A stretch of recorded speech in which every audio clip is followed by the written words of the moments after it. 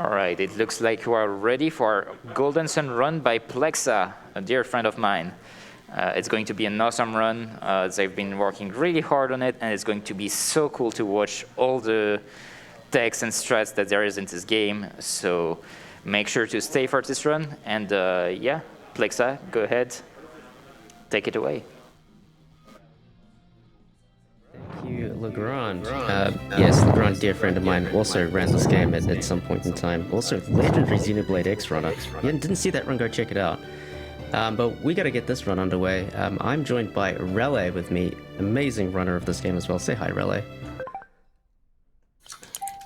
So we'll just do the compulsory reset at the start of the game. This category is basically a no RNG minute category, and resetting the game here just kind of ensures we're playing on a level playing field. We had some donations for some names for some people, so Legrand, if you don't mind giving me the names of the various characters.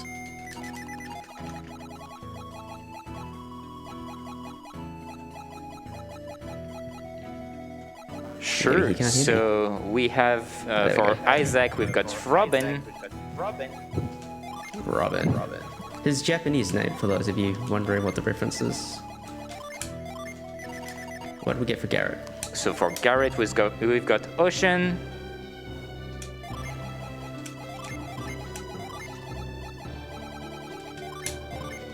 And Ivan? That's going to be Ivan with a T. I like that this one won. Good thinking. Alright. And for Mia? For Mia, it's going to be Eiko. Good friend Eiko. Hey, Eiko. She will like this. Fantastic. Awesome, so we might as well get into the run. So I'll just do a quick countdown and then we're into it. So 3, 2, 1, go. Welcome to Golden Sun for the Game Boy Advance. Believe it or not, this game was made in what, 2001, Relay, 2002? I forget exactly. It's 2001 was the release in Japan, and 2002 was in the Western hemisphere. Yeah, TLA, also 2002 in Japan, and 2003 in the West. So yeah, sorry? Oh yeah, I was going to say TLA being the sequel of this game. Basically, this game got too big, and Camelot, the developer of this magnificent game, split the game over 2 cartridges, basically, and kind of has like a part 1 and a part 2 to it. It's really cool. Something they did with the Shining Force series a little bit as well, another RPG for the SNES and whatnot. Very cool.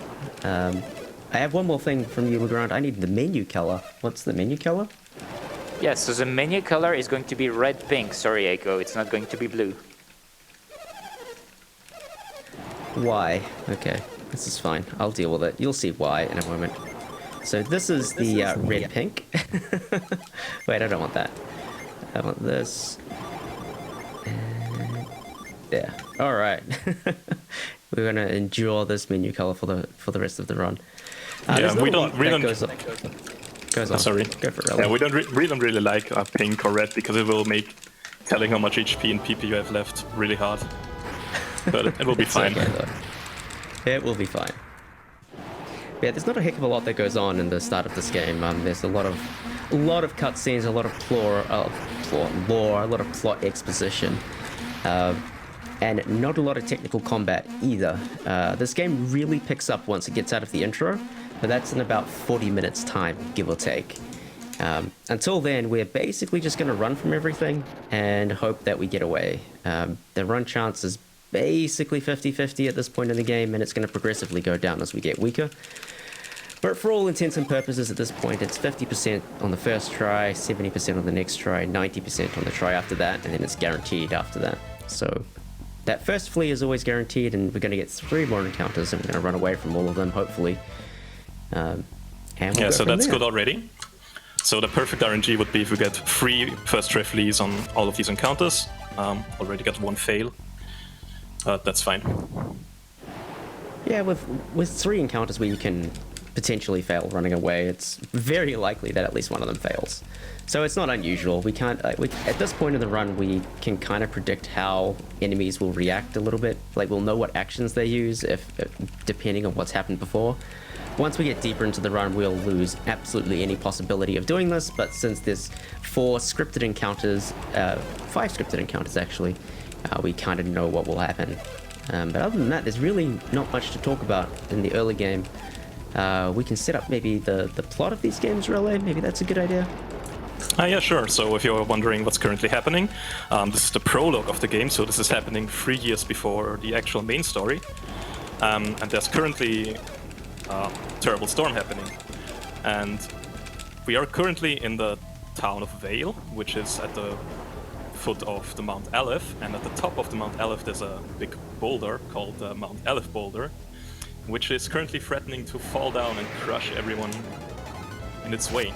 So all the townspeople are trying to evacuate to the plaza of the village.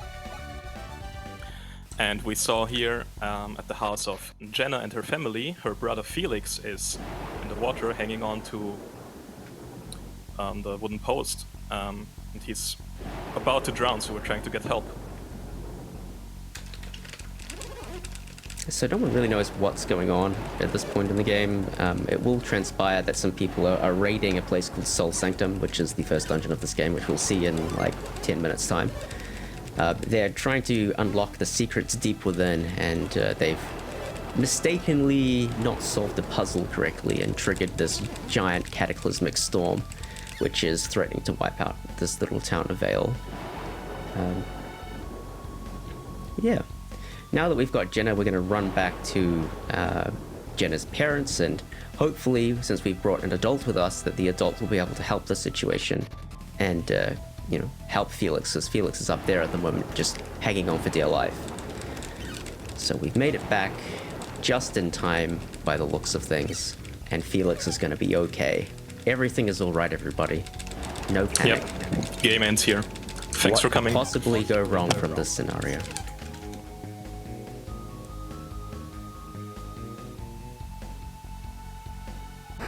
Oh no, what is happening?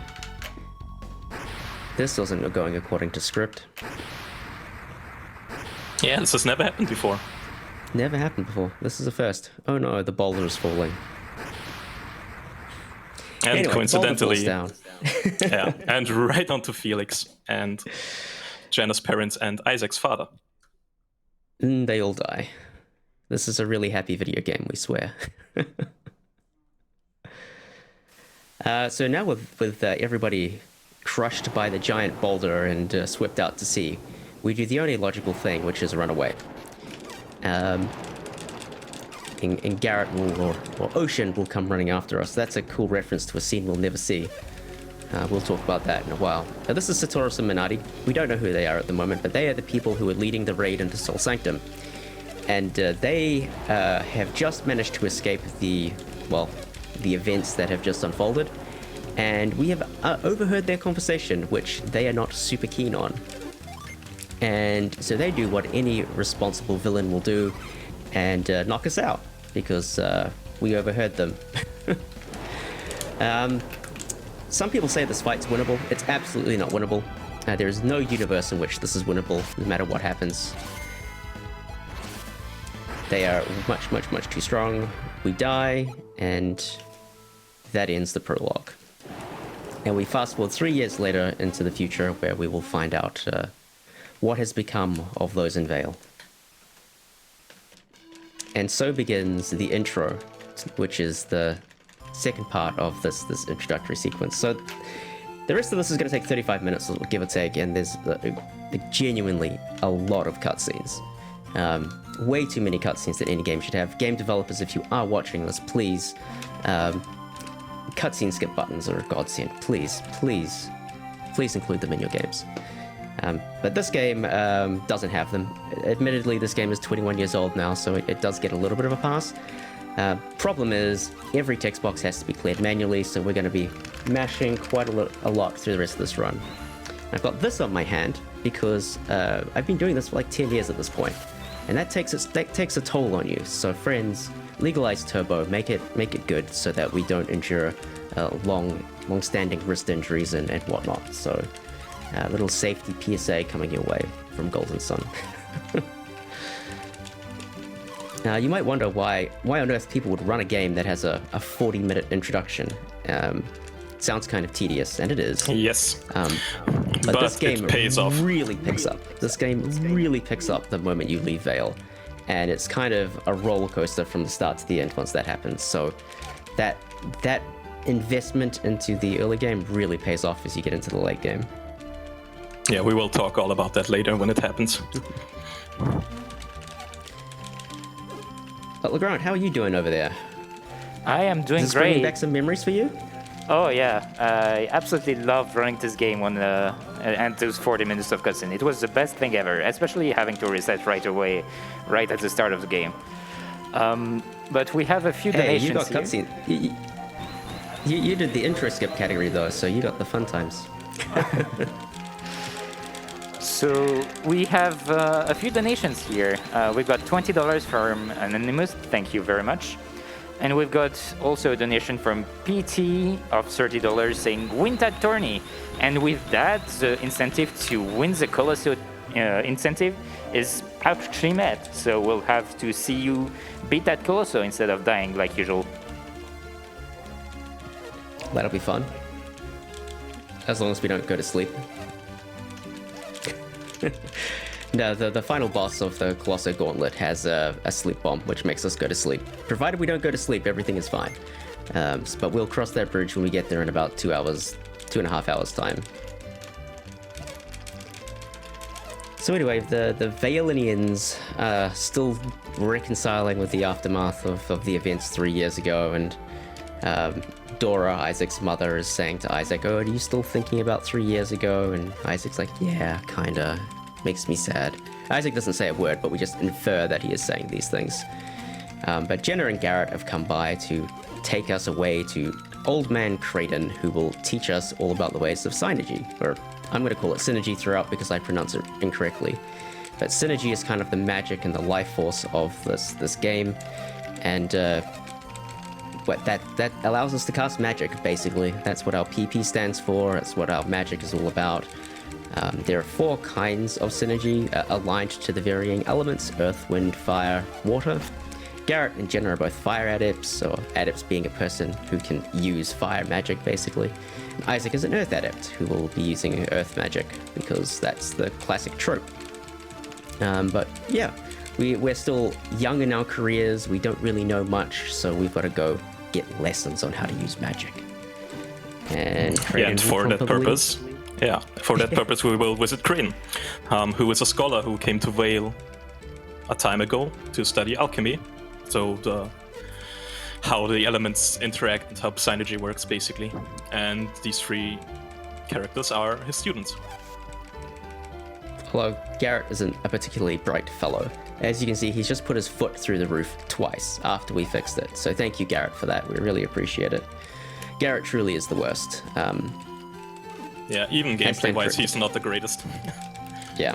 We just use Garrett because we have to, basically.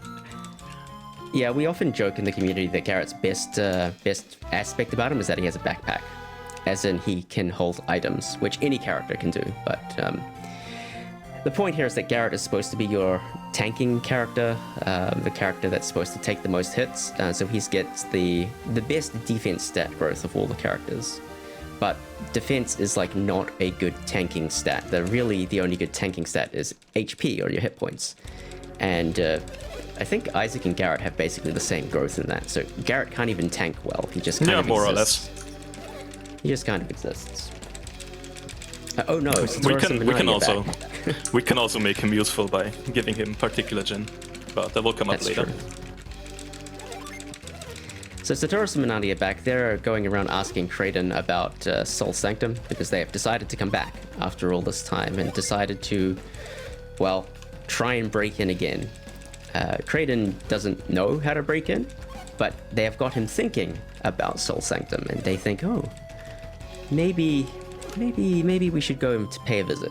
So instead of teaching us how to use magic, Creighton is going to take us on a class trip to Soul Sanctum, which is strictly forbidden according to the Vale teachings. Yeah, and to ensure no one goes up there, they have very strict security measurements in place.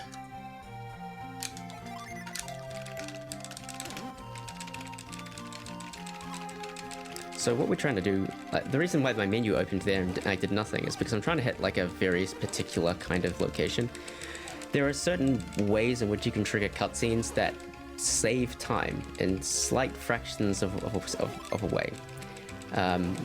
Either it's because I'm minimizing movement or minimizing animations or something, and interacting from Kraden from this particular location or as close to it as possible will minimize the amount of distance that Isaac has to travel before talking to Kraden, which saves a little bit of time. Yeah, and we do it because there's nothing else to do in intro. Precisely. There's literally nothing else we can be doing to go fast at this moment in time, so why not?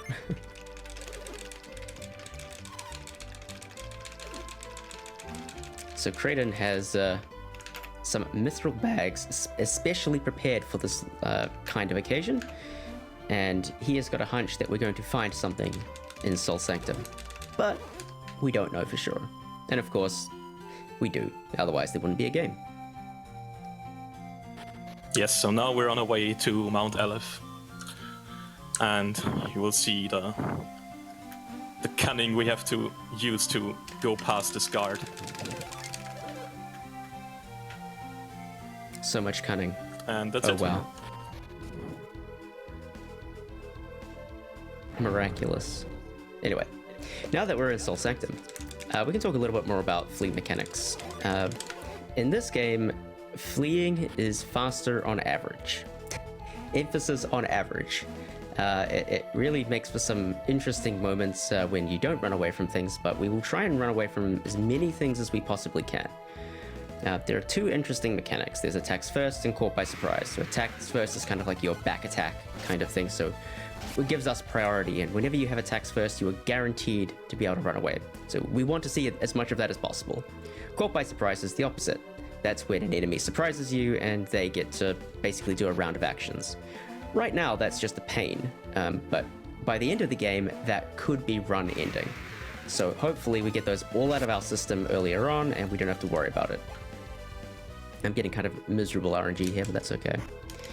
So the way the game calculates your flee odds is that it takes your party's level average, subtracts the enemy's level average, multiplies it by 5%, and then adds it to 50%. So every level that you are lower, you lose 5%, basically, a chance to flee. Every time you fail to flee, you get 20% extra chance to flee. So eventually you will always be able to flee, but emphasis on eventually, you'll probably be dead before the eventuality kicks in. By the end of the game, we actually have negative chance to flee because enemies have too much level relative to ours, so we'll have to fight things. So at varying moments in the game, we'll be taking encounters strategically to take levels and experience, as well as it just might be faster in that situation to take an encounter. But there will certainly be places where we try and run away from things, and that pretty much sums up the strategy right up until, what is it, Philippine Cave, which is a good hour and 6 minutes into the run. We'll more or less run away from everything. Yeah, so right now, the first two rooms, all enemies were level 1, so we had a 50-50 chance to run. We didn't get away from any of them on the first try, which is quite unlucky. In the next room, there will be a new enemy, the slime, which is level 2, so our flee chance is actually slightly lower if we encounter them. Yeah, it's a 45% chance to run away from the slimes, although with my luck, I'm virtually guaranteed to fail the first time. I'm going to go out and I'm just going to say it, I'm going to own this, and that I have the worst intros in the entire community. Shoutouts to everybody else in the community who consistently get 17 3x's, and I can like barely get 17 5x half the time. Because I have terrible RNG, but that's okay. It really doesn't lose that much time, and in the grand scheme of the run, it's kind of inconsequential, but it's still annoying. Oh, we got away! Let's go. We got an immediate encounter again. Maybe this is a good idea to talk about encounter rate and how the step counter works, really. Yeah, sure. So, basically, every time the game has a RNG counter, right? So it has the general RNG, which determines when you're going to get an encounter, and there are like 40,000 different. I'm not sure the exact number, but 128,000. 128,000. Okay. So basically, every time you start to walk, you will get an encounter rate that will determine when you are going to get the next encounter. And It is normally distributed, so most of the time it's average, but it can also get very bad or very good. So you can get an encounter after just 2 or 3 steps, or you could get an encounter after 30 steps. This is what you saw happen earlier. We got a very bad raid, and we got an encounter right away after fleeing from one of them. So this is going to become really important later on. We've actually gotten through the first dungeon. There are no more encounters, we just have to get through a bunch of cutscenes. And I will employ my good friend the Turbo Machine to get through the worst of them. But the way encounter rate works is that it kind of persists through a dungeon, but will reset if you change dungeons. So we will leverage this fact in a few places to try and skip encounters here and there and reset our encounter rate here and there. So that will be relevant to a little bit. In particular, every time you exit and enter a dungeon, your step counter gets reset. So when you run for an extended period months of time and you have the chance to enter a dungeon or a town, that is usually a good idea to increase the chances of an encounter skip. I will explain all of that in a while as well, because let's be real, people who are watching this on VOD, shoutouts to the people who are watching this after the fact, you're the true heroes. They're going to skip right past this place, and they're not going to hear their shout out, so that's okay, we accept this. We know nobody likes this part of the game anyway. It's great if you want to increase your chess rating. Oh yeah, like we do all kinds of things to keep ourselves entertained during this part of the game. In the English version of this game, which is this version, we often play bullet chess, because bullet chess is quite good. If you play the German version, you can actually play blitz chess, because there's so much more text in the German version that you can probably get in a game of blitz. It's pretty nice. Game or 2 of blitz, actually. Anyway, this is the puzzle that Satoru Minardi failed. If you drop the statue down, or if you don't drop the statue down before moving the statue into place, everything starts to blow up and get chaotic. So intuitively, the player goes upstairs and tries to solve this puzzle here for the first time, and inadvertently sets off the trap that would have destroyed everything. But since Kraden was left behind, he will go, "Oh no, Isaac, reset the puzzle, you're going to destroy everyone." And then you'll figure out you gotta go to the room on the other side and solve that puzzle first, but implying that Satoru Minardi never left anybody behind, and, you know, set off the trap. So we are getting past the big trap, so to speak, and we are going to make it to the heart of Mount Aleph.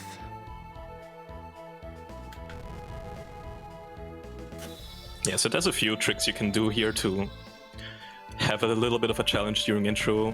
You can actually push statues from a little bit diagonally to save a bunch of frames. And also, as you can see, when Plexa is doing a jump, you can actually do jumps from pretty much the center of the tile.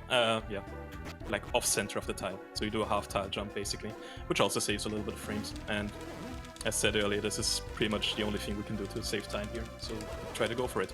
And if we fail it, we lose a few seconds and are sad.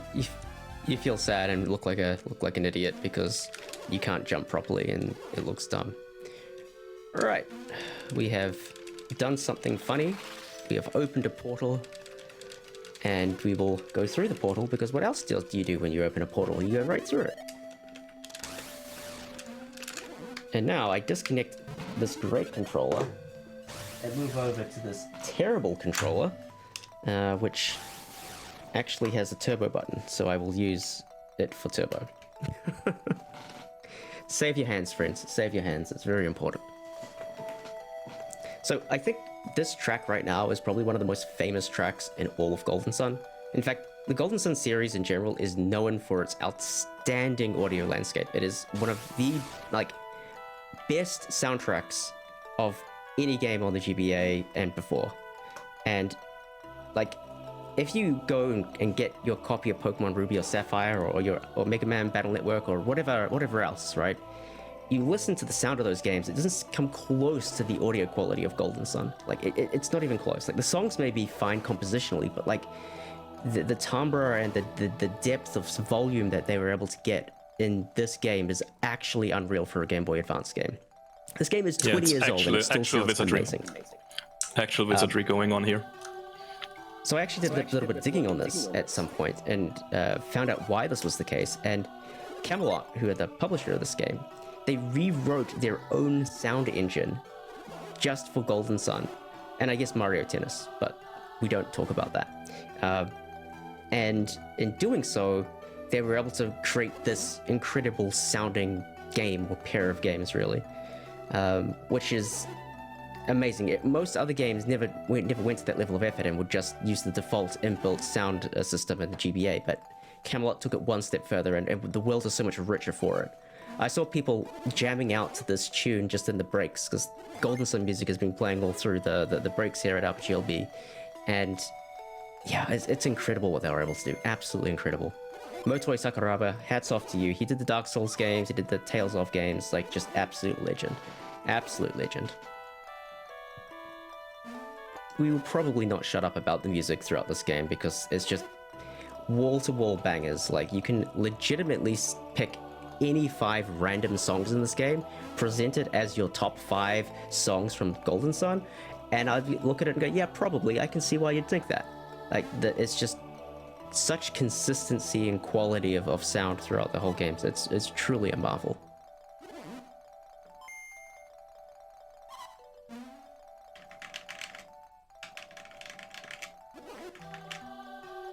Alright, so yeah. finishing it here. Yeah, so Creighton will give the mithril bags that he collected from his house earlier to Isaac, and telling him to jump over to the elemental stars and collect them because he wants to study them. Oh yeah, elemental stars, we should explain those. So basically, we have found our way into the heart of Mount Aleph, where the elemental stars are. What are the elemental stars? They are a raw distilled essence of synergy, or synergy. These were taken from the elemental lighthouses a long time ago, and in doing so, alchemy or synergy was sealed away from the world, and it's kind of stopped the proliferation of magic. So this is like raw, unadulterated essence of magic right here, and Creighton, being a scholar and an intellectual type, wants to get these things for his own purposes. It sounds really nefarious, but he's just really just a scholar and he wants to study them. So it's truly innocent, we swear. Yeah, so basically, a long time ago, alchemy was ruling all over the place, and people used it for warfare, all these bad things. So the ancient ones decided that it would be better to seal alchemy away, to bring peace to the world of Weyard. Yeah, and so alchemy is now sealed away in Mount Aleph, and if someone were to take these elemental stars and reignite the lighthouses, then alchemy would be unleashed all over the world again, which is obviously a bad thing because people would go to war again. So, yeah, we want to make sure this never happens. Well, we don't know that yet, but yes, Relay is spoiling the next 2 minutes of this game for you. Oh no. So now that we've got the Jupiter star, or the star representing the power of wind, our party's going to get crashed, and Satoros and Minata are going to turn up, and a new person called Alex. We had Jenna in our party earlier. You might wonder why we never bothered to name her. It's because she's about to get abducted. Oh no, this is awful, but it's fine. We get to use her in the second game, and she's fantastic. MVP of that game for sure, or one of the MVPs. So Creighton and Jenna are going to get abducted. Satoros and Minati are going to steal all the elemental stars, and they're going to go on a crusade to reignite the lighthouses. And a really strange mystery character has just shown up wearing a very evil-looking mask. I wonder who this could be. I have Any no idea. guesses, Relay? I don't know. The mask, it obscures everything. It's impossible to tell.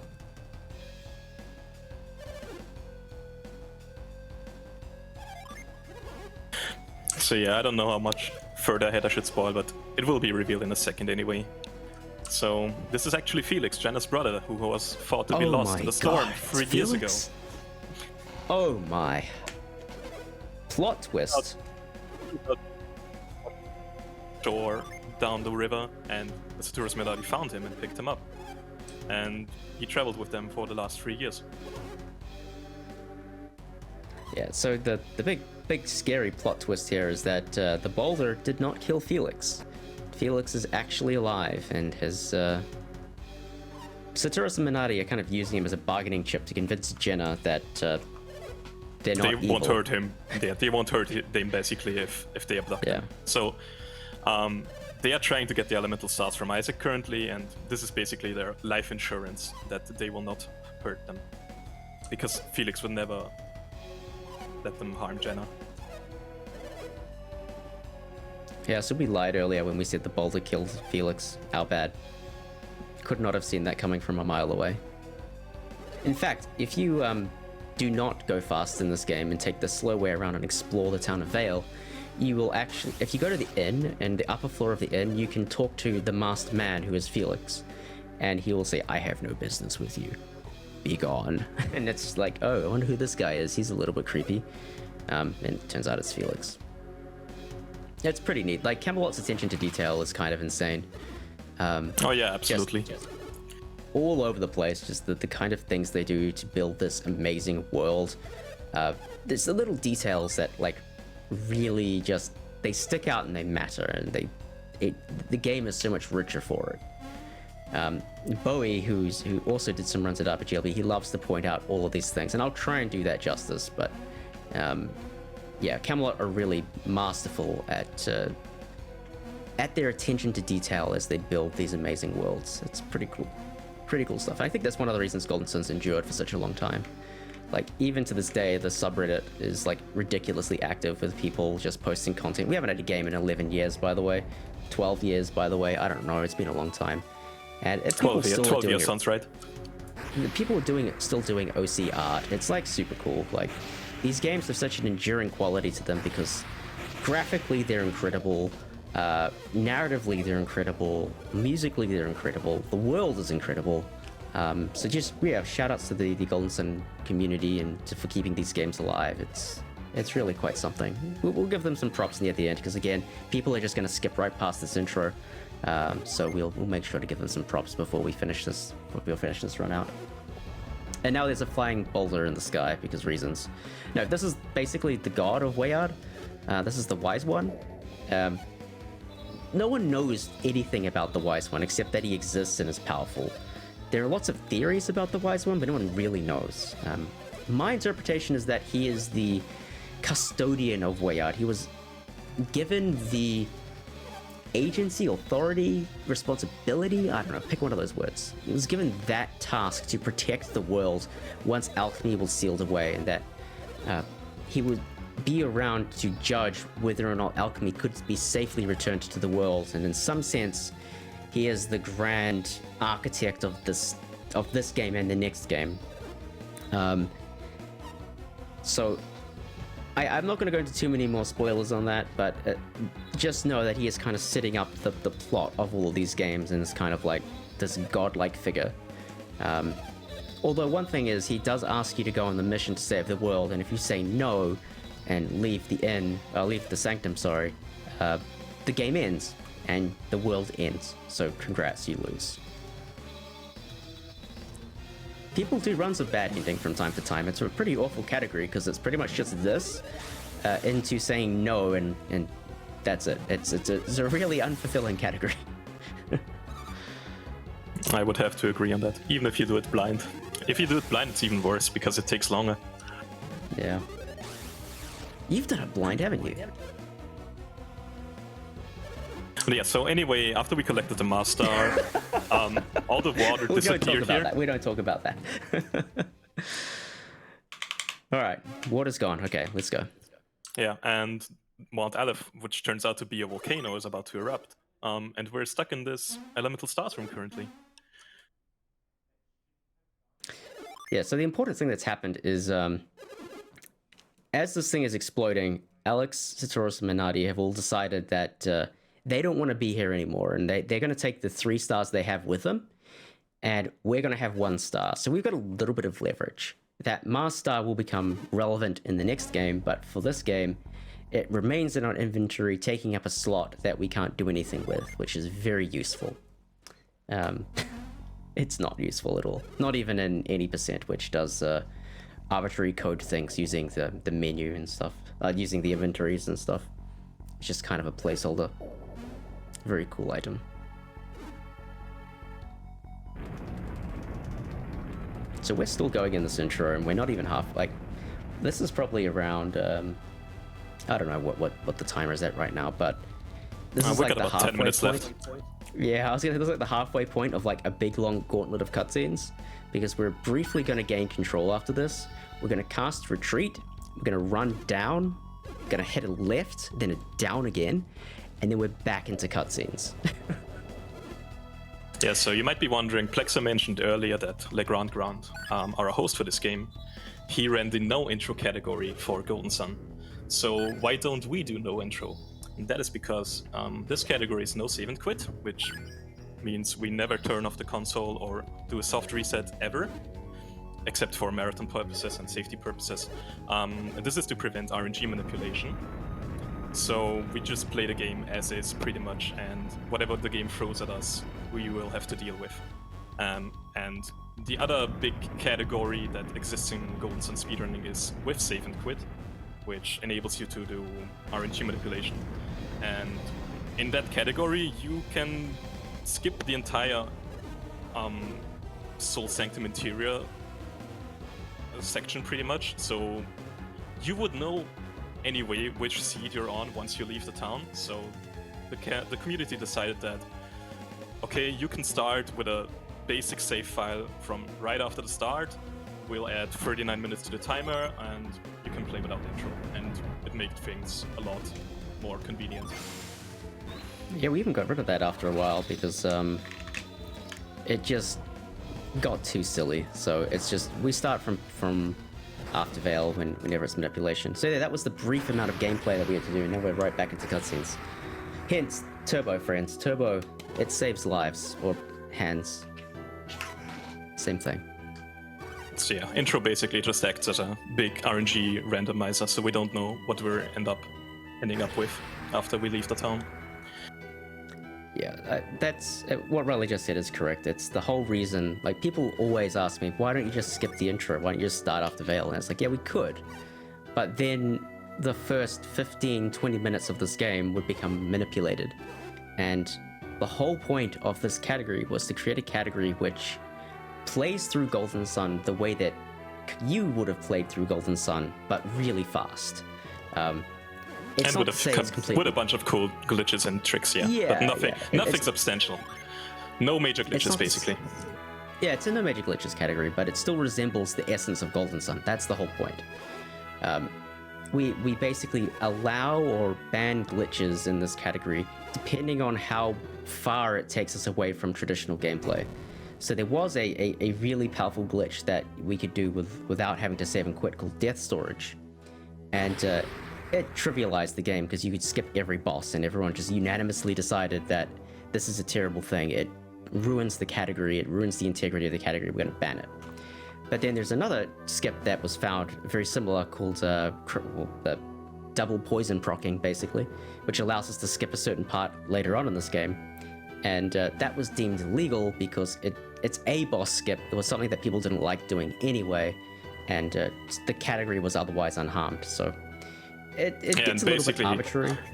Basically, you skip, Billy. skip 10, 15 minutes of cutscenes, replace it with gameplay. So we decided it would be healthy. Yeah, so this category kind of exists as a little bit arbitrary in that sense because we do kind of pick and choose what we think is good and bad. But I like where this run is. It's a good solid run. It looks like Golden Sun. It plays like Golden Sun. We go really fast. It looks really impressive. And we don't have to do like arbitrary code or some heinous death storage setup or something. So it's pretty cool. This is one of the reasons why this became the most popular category. It used to be that everybody ran Manip because we were all like, we're going to go really fast. So way back in the day, it was like me, Baal Nocturno, Legrand Grand. We were all going hard at this. Oh, and Fretzy. Got to remember Fretzy. We were all going super hard at this game and just doing ridiculous manipulations to go as fast as we can. And then that eventually died out a bit.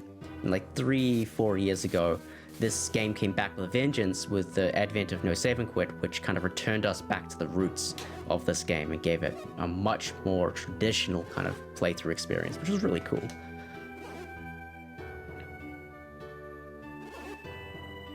Minute runs were horrible, by the way. You make one mistake, you lose 5 minutes. It was... I distinctly remember a race between Legrand and Bald Nocturno, or I think it was at ESA or something, and Bald did something wrong. I don't remember what he did wrong, but he didn't get a rainbow kill on the Killer 8, which is a boss later on in the game. Rainbow kills give you extra experience, by the way. That's not important to the story. The point is, he got off script and he didn't realize it. And then, because he was off script, everything kind of got destroyed much later on in the game because he was getting level ups at the wrong time and ruining his RNG. He still managed to finish, but that's the kind of thing we used to deal with in Minute. Now with No Save and Quit, we don't have to worry about the details so much. We do have to worry about our good friend RNG, which is, RNG is our best friend. We love RNG. RNG makes things exciting. It makes for some really tense moments. We're going to have a lot of tense moments in this run. Well, I hope we don't, but we probably will. The odds are on our side to have really some tense moments somewhere. And it should make a good experience for everyone. Hopefully. Yeah, keeps the game fresh and makes it so the strategies we use are more tailored towards safety and getting through the run while still being relatively fast. And this is where a good meme comes back in. Now, fleeing is faster on average, because sometimes it does not seem that way. Yeah, so basically fleeing, if you flee, it's always the fastest thing, but then you sometimes just fail to flee 3 times in a row, and it's twice as long as if you would have just finished the fight, and it feels bad, but on average, it just makes sense to run away. Yep. Do math, friends. If you, I've done a lot of math study in my life. The most math I've ever used is in speedrunning, in particular statistics and probability. It is unreal how useful that stuff is when it comes to routing games and figuring out how to go fast. The concepts like expected values, normal distributions, standard deviations, all of this stuff becomes incredibly helpful to knowing how to go fast. So stay in school, study probability. If you sent me this clip to me like 15 years ago, I would be like, who the hell is this guy? What is he on about? Because I hated stats, but it genuinely has become incredibly useful. I did some calculations the other day for the Octopath guys, and it's just basic probability, but it's so powerful and useful. Math is your friend, not your enemy. But look, we got about a minute left of this intro. Legrand, anything you want to say before we get into things? Sure. So yeah, RNG Minute was really fun, and I kind of wish I could go back to it, but nowadays the category is so different, and there is so many wild things that make the Rogue Run not so interesting. But yeah, we've got No Save and Quit. It's great. We've got a few donations as well here. We've got Galzinator giving $10, saying, "Nice event, guys." We also have $10 from RPP of $10 again, saying, "I spent so much time on this series as a kid, played it on emulator, gave up, then bought the cards for GBA and beat it again. Such a unique experience connecting the two games. Good luck, Plexa. Give me that cool desk mat." And so yeah, just as a reminder, Thank you. There is a prize going on for this game, which is a Golden Sun desk mat for $10 minimum donation, and it's going to go until the Lord of the Rings, the Fellowship of the Ring. We also have a live D&D 5e game for $5 minimum donation, which is more related to the next game, which is Dungeon & Dragon, this cool tabletop RPG, and the Lord of the Rings Shadow Box for $15. So if you want to get to have a chance to win those prizes, make sure to donate throughout this run and up to Lord of the Rings. So the game has started, and guess what? The game gives us more cutscenes. Welcome to Golden Sun, everybody. Yeah, so this is Flint. Djinn tutorial. Go ahead. Yeah, this is Flint. He's a Venus genie, so genies got released from the Mount of Aleph after the events that you just saw unfolded. And djinns are elemental spirits that you can collect, and they will give you bonus stats and really powerful abilities. We cannot skip this tutorial, unfortunately. We can in the next game, because it's a different djinn, but that's beside the point. So, the way djinn work are, when you get them, you can basically equip them to your character, and it will give them bonus stats, and depending on the combination of elements, you will also gain different classes, which change your stat modifiers, so you'll give bonus agility or bonus attack, all that stuff. And you can also use them in battle to do certain attacks, like Flint, for example, is a physical attack with bonus earth damage. All the Jinn are different. And once you use them in battle, they become standby, which means you lose the bonus stats you get from them, but they go into a state where you can summon them. So with one Venus Genie on standby, we can summon Venus, which is a Earth Elemental attack, which does not depend on our level, how much damage it does. It depends. It just does its base amount of damage based on how much HP the enemy has. And once we collect more Jinn, we can actually pool them together and do more powerful summons. So when you collect 2 Earth Genies, you can do a tier 2 Earth Summon, and so on. And this will become really important for later in the game, because we are going to be very weak, very underleveled for pretty much the whole run, and the way we deal with this is that we kill things with summons before they can harm us.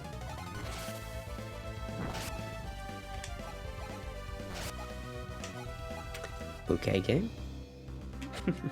So yeah, usually you can get an encounter skip here. It's totally up to RNG whether you get it or not. Yeah. So I'm going to swap my controller over now. There's a brief pause after this cutscene, and then we'll go back to mashing. Legalize turbo. Save hands. Save a life. So this is Hamed. He's a merchant from the town of Calais, which is to the south of this bridge, which got destroyed because of the eruption of Mount Aleph. And he doesn't want to stay in this village we're standing in front of right now, because these synergy stones are raining from the skies.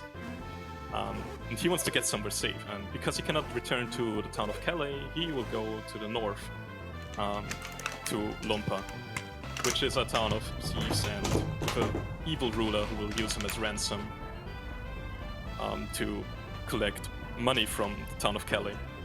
We will never see him again, in this category at least. Yeah, he's dead, as far as we're concerned. The old lady got in the way. Alright, so now we're going to get our third actual character, Ivan. We're going to pick up this nut first. That nut's going to be very useful later on. This is Ivan over here. He is an adept of wind, or a Jupiter adept, as we like to call him. So we have an earth adept, a fire adept, and a wind adept. If you guessed we're going to get a water adept in the near future, you would be correct. But the water adept is not for some time. But Ivan joins our party. He is more of a traditional spellcaster type unit. He has very powerful magic, and that is going to carry us until we can get powerful summons that Raleigh was just talking about. The Jinn system in this game, I'll probably talk quite a lot about it because it's actually incredible. It adds so much depth and enjoyment to this game. It actually makes this game... It takes it from a normal kind of JRPG experience to an exceptional JRPG experience, because you feel like you have a lot of agency over your classes and stuff. It's like a job system on steroids. It's really cool. I really like the Jinn system. I wish more games experimented with something like this. But we're coming up on our first boss fight, the Bandits. You want to tell us a little bit about the Bandits, Raleigh? Yes. So the Bandits they use the events of this eruption to steal a bunch of stuff, hide it in the inn. We will fight them in a second here. And they are annoying because they have items called herbs, which are just a basic healing item, and they have 4 of them. And whenever they use them... That's one of them right there. Yeah, if you couldn't tell by the unique sprite. So yeah, every time they use a herb, they add at least 1 turn to the fight, which is annoying, so we don't want to see any of them if possible. So, I should have drawn attention to it earlier, and they also would have the ability to kill us. Sorry, go ahead. But Bowie would have killed me if not mentioning this earlier, but there was a guy standing below the ladder and a girl who was running around near the mint I just picked up. The mint is a stat boosting item that we'll use later on. We'll see what happens to them after this sequence of events. Meanwhile, I have to catch the thieves. Let's try and do it. Hey, we did it. Nice. Yeah, so we surround them here. Ivan, as a Jupiter adept, has the ability to mind read. So he's reading the mind of the bandit here to confirm that they indeed stole the things from the town, and where to find them. Yeah, one of the things that was stolen was Ivan's shaman's rod, which is his weapon. So he's a bit sad that his thing got stolen. So that's why he's on a personal crusade to get it back. So Yeah, there was Ivan- a girl who was running around off to the left here. She is no longer there. She is now here. Look at her. She's looking around. She doesn't know what's going on. She shakes her head. If you talk to her, she says, the guy who was standing here is no longer here. What happened to him? Well, here he is. He's tied up in the roof. A Camelot. Attention to detail, ladies and gentlemen. Guys, gals, non-binary pals. Amazing. Yeah, a very Camelot. cool way to progress to allow the quest progression to unfold naturally. Like, makes sense that the guy is gone now that he got tied up, and you cannot go here before you talk to the bandits and catch them. Alright, so the bandits come in, they're ambushing us, they're saying, oh no, we've been found out, will you let us go please? We're gonna say yes, we'll let you go. And then they're gonna attack us anyway. And now in a second you will see one of the main reasons why we love this game so much. It's because of the menuing. We have a technique called menu gliding, which allows us to go really fast in menus. There's two possible things you will see in a second here. So after you press a direction, if you press start or select right after it, it will double your input, or it will triple your input if you do both of them. So that's a thing that allows us to go really fast in menus, and we'll see it in a second here. Did you blink? You might have missed it. So there's some fun lore behind menu gliding, actually. Legrand, who is on the mic right now, the host, he used to run this game. He was really good at this game, and his menuing was insane, and I was incredibly jealous of this. And I could not keep up with him. Like, for the life of me, I could not do the inputs on the Wii U controller. I just could not for the life of me do it. And then one day I figured out that if you press a direction and press a non-input button, like select or start, that it doubled my input. And I was like, oh, this is great. And then I developed this whole technique around menu gliding purely because Legrand was too good at this game. So thank you, Legrand, for pushing me to be better, and we found a cool technique as a result. It always ends up Yeah, so like just fight. this Go ahead, when we have competition between me and Plexa. We just end up having to find new stuff because one of both of us is just better at something than the other, so we have to find new stuff. It's pretty funny. That's pretty much how it goes. I think that's what happened in Dark Dawn as well, which is the third game in this series on the DS. Legrand's insane menuing, the Jin menus in that game were insane, and so I was sitting there practicing it one day, trying to get really good at it, and then I accidentally created a ghost Jin called Moloch, and that was the birth of another new glitch. My menuing didn't get any faster, but we did find a cool glitch that changed the course of that speedrun forever. Also because Legrand is just strictly better than me when it comes to this technical execution business. Shoutouts to Legrand. Oh, come on, that's too much. You're also insanely good. One of us beat the Telethia. It wasn't me. Go check that out. The Xenoblade X run was insane. Go watch it. I'm still surprised I managed to beat that guy. It was so cool. It was very cool. Anyway, we've beaten the bandits. We've got all our stuff back. I got a agility level up of +3. Now, Isaac can either get a +3 or a +4. It's 75% chance to get a +4. If I get 2 +4s, then an upcoming Jin that we will fight. There are Jins of each different element. We're going to get a fire Jin next. Not all of them will join us without any drama. Some of them will battle us. So the next one we're going to get is going to battle us. It's now going to outspeed me, which means I need to do that fight a little bit differently to be safe. But that's okay. It's not a big deal. We know how to handle this situation. Yeah, so this is one of the things where RNG threw a wrench into our gears, and we'll have to figure out how to deal with it. We have plans for this. We have plans for most things. But this fight at least went relatively well. We only saw one herb, if I remember correctly. So that was pretty speedy. I think it was one herb, but it's fine. It looked like one. I was surprised that the Ray killed. That's why I put the Venus input in. But that's okay. It might have been a herb on one of the side guys. Like, herbing the side guys is not nearly as bad as herbing the guy in the middle. The guy in the middle is, he's got more HP, so often the herb will just cap out and do nothing to the purple guys, where it will actually get the full value on the middle guy. So everything went fine. No complaints so far. Just a normal Golden Sun run, really.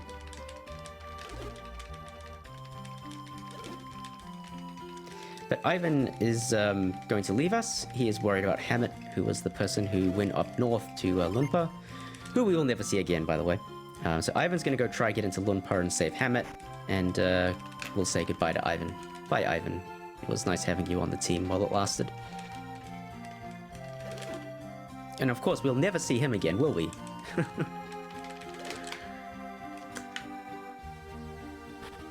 Alright, we're going to do one thing here. Heal. And then I'm going to go and talk to the mayor of this town.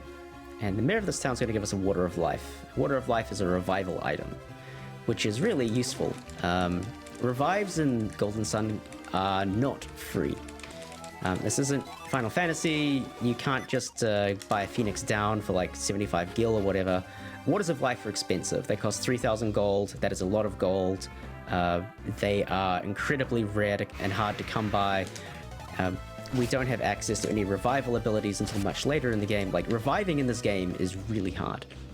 We have got the Water of Life, not for safety, but because we want to sell it. It's worth a lot of money, and it's going to allow us to buy a lot of gear. So we will take that through with us until the next town, where we will sell it and buy a bunch of armor, which we will need for the big bad block, or big bad roadblock of the run.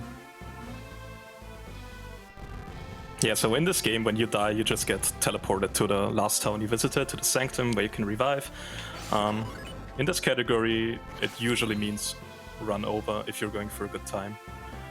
If you're not, you can still keep playing, of course, but it will, depending on where the death occurred, it can cost you anywhere between a couple seconds to multiple minutes.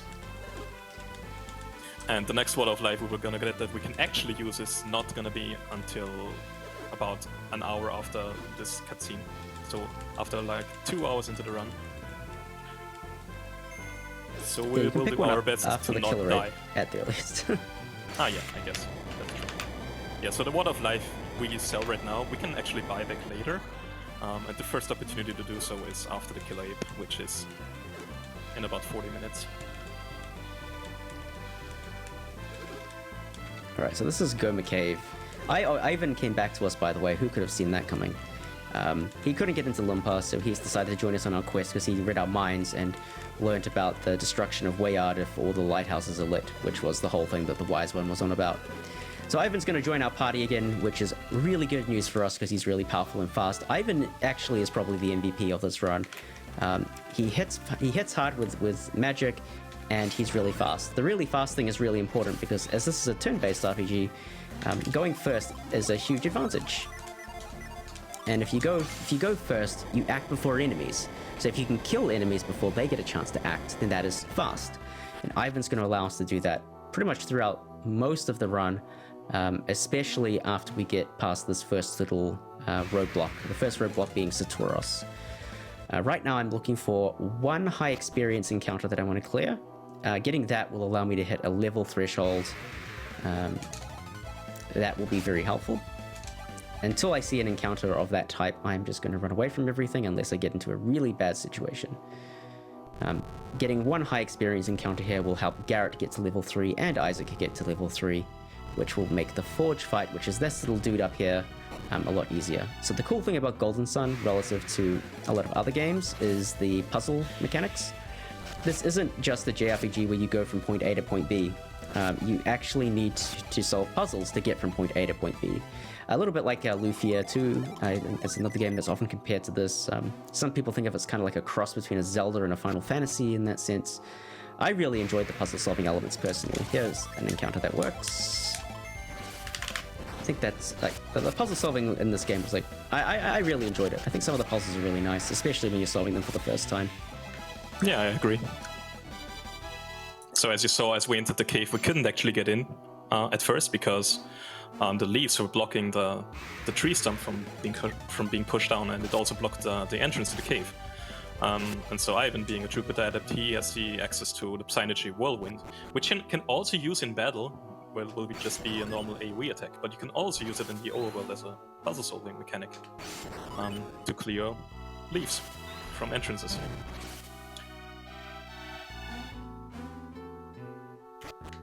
Okay.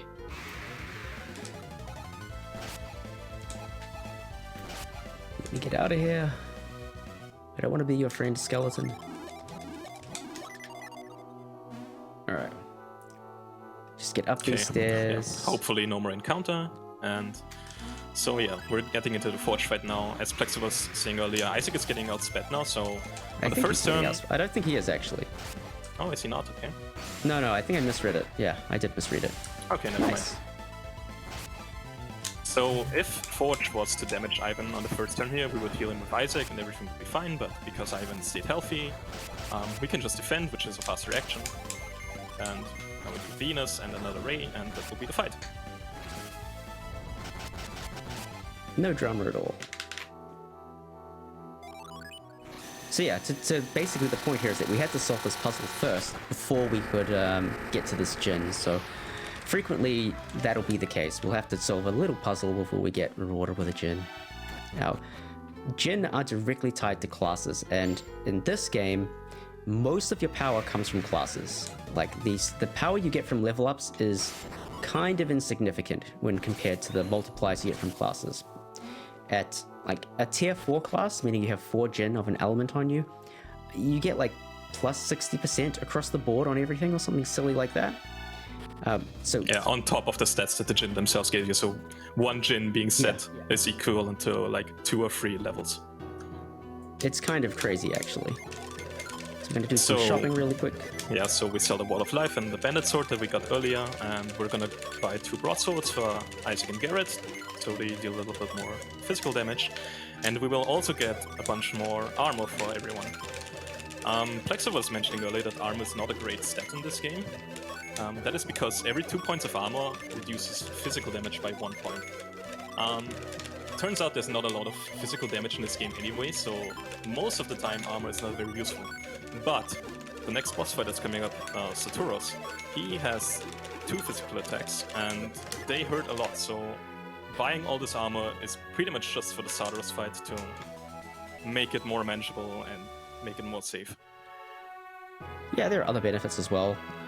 We're still going to flee for a little bit longer. We're going to start not fleeing in a moment. We still have to flee for a little while longer, and now we're going to take significantly less damage from people when they attack us. And that just means we have to heal less, which saves time. So it's got like marginal uses. Marginal uses. This is another Djinn. In an early game when everything hits for 10 damage, reducing that by 5 damage is obviously good. Later on in the game when everything hits for 100 damage, then reducing it to 95 does not do a lot anymore. Exactly. That was a Jupiter Djinn, a Djinn of the wind element. Very cool. I like Jupiter Djinns. They're nice. They're friends. The point is, if you move that statue, this one up here, out of the way and climb down, you can't actually get to the Djinn. So you have to figure out that you've got to run around the town in order to get the Djinn. It's a cute little puzzle. So this is a place where encounter skips become relevant. So every time I enter the overworld or enter a dungeon, the steps towards the next encounter reset. So if I get an encounter between dungeons, or in this case between that location and the forest I'm about to enter, if I get an encounter, then I'm sad because I didn't skip the encounter. If I make it to the dungeon, then I skip an encounter. So we like to count these. These are encounter skips. It's really relevant in this section and later on in Suhala Desert, which is much later on into the game. But we do feel a little bit scammed when you don't get any of the encounter skips here. So this is Kalima Forest. This is the first dungeon you're intended to visit. It's basically the town of Kolima has been turned into trees. If you talk to the people in Bilibin, which was the town we were just in, they were like, "Oh, everybody's turned into trees. Everything's gone evil." And we, being brave warriors, go and try and sort things out. So we've come to Kalima Forest to see what's going on, and we get immediately mind assaulted by Tret, who is trying to turn us into trees. But inexplicably, these blue shields protect us from Tret's influence, which is the big evil tree turning everybody into trees. Never mentioned again in the series, by the way. These shields, very random.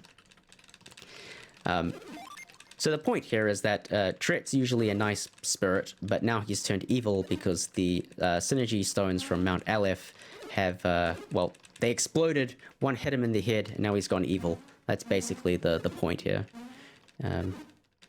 Usually you're intended to do this as the first dungeon of this part of the game, but we're not going to do that. We're here to get a power-up, and then we're going to be on our way. Yeah, so if you played this game before, you know Saturos is up to the north in Emil or in Mercury Lighthouse. We go here first because we need to pick up Granite, a powerful Venus genie that will make the Saturos fight and everything up to that point a lot more manageable and faster as well. Yeah, Granite is another Venus Djinn. Its ability is that it provides a 50% damage reduction across the entire party for one turn. Really valuable. Really valuable. When you've got a boss that hits you for like a ton of damage, half of a ton is half of a ton. So it's incredibly valuable. The other thing is that it gives us access to the second level of summoning for Venus. And that's going to be the ability called Ramses. And Ramses hits hard and hits fast, both things of which we like in a speedrun. So that's going to allow us to start clearing encounters efficiently and will allow us to build up a little bit of experience. We need to get level 6 onto Ivan for Saturos. Anything lower than 6 and Ivan will not outspeed Saturos, which is bad. So Ramses is going to help us on our way to do that. So we come to Kalima Forest for that cutscene because it's about 20 seconds faster than taking it in the town over here. If you come here, Ivan will mind read the tree and be like, hey dudes, there's a man in the tree. And that'll take a long time before the other cutscene starts. But by doing it in the forest, we don't have to see that. Now we're in Kalima Basement. We're going to go try and get the granite. A lot of people didn't know you can just walk into the back of that house, by the way. You have to walk into the back of the house and then run around this basement to get the Djinn, which, again, people didn't figure out. You can get anywhere from, like, 3 to, like, 8 encounters here. I've had 8 once. It was awful. It was a bad day. I've had 2 encounters before. 5. You've had 2? Yeah, I've had 2 encounters and 2 runs in a row. It's actually insane. I've never gotten it again since then. Send some of that RNG my way? I wish I could get it back for myself. So we also picked up an apple earlier, if you saw that. This is another stat boosting item which will boost Isaac's attack. This will secure some damage ranges on certain enemies. Yeah, there's 1 or 2 enemies where the damage range... we just need a little bit more attack to avoid hitting a damage range depending on level ups and stuff, so... Ivan might die here. He didn't. Good. Maybe we want to talk about that a little bit. So basically every time you do an attack, it has a base amount of damage, and then depending on RNG, you get up to 3 bonus damage on that attack. If you get unlucky and you roll the base amount every time, then certain enemies will not die, but because we get the apple, this is not an issue. Okay. This is like a decent overworld, but like a very average basement. Or worse than average basement. That's okay. So here I'm going to try and run to Bilibin. Yeah, and nice. Okay, so by entering and exiting Bilibin, here, I basically skip an encounter. So that's that whole resetting the step counter mumbo jumbo I was talking about. And it's very much delayed the next encounter I get, which is nice.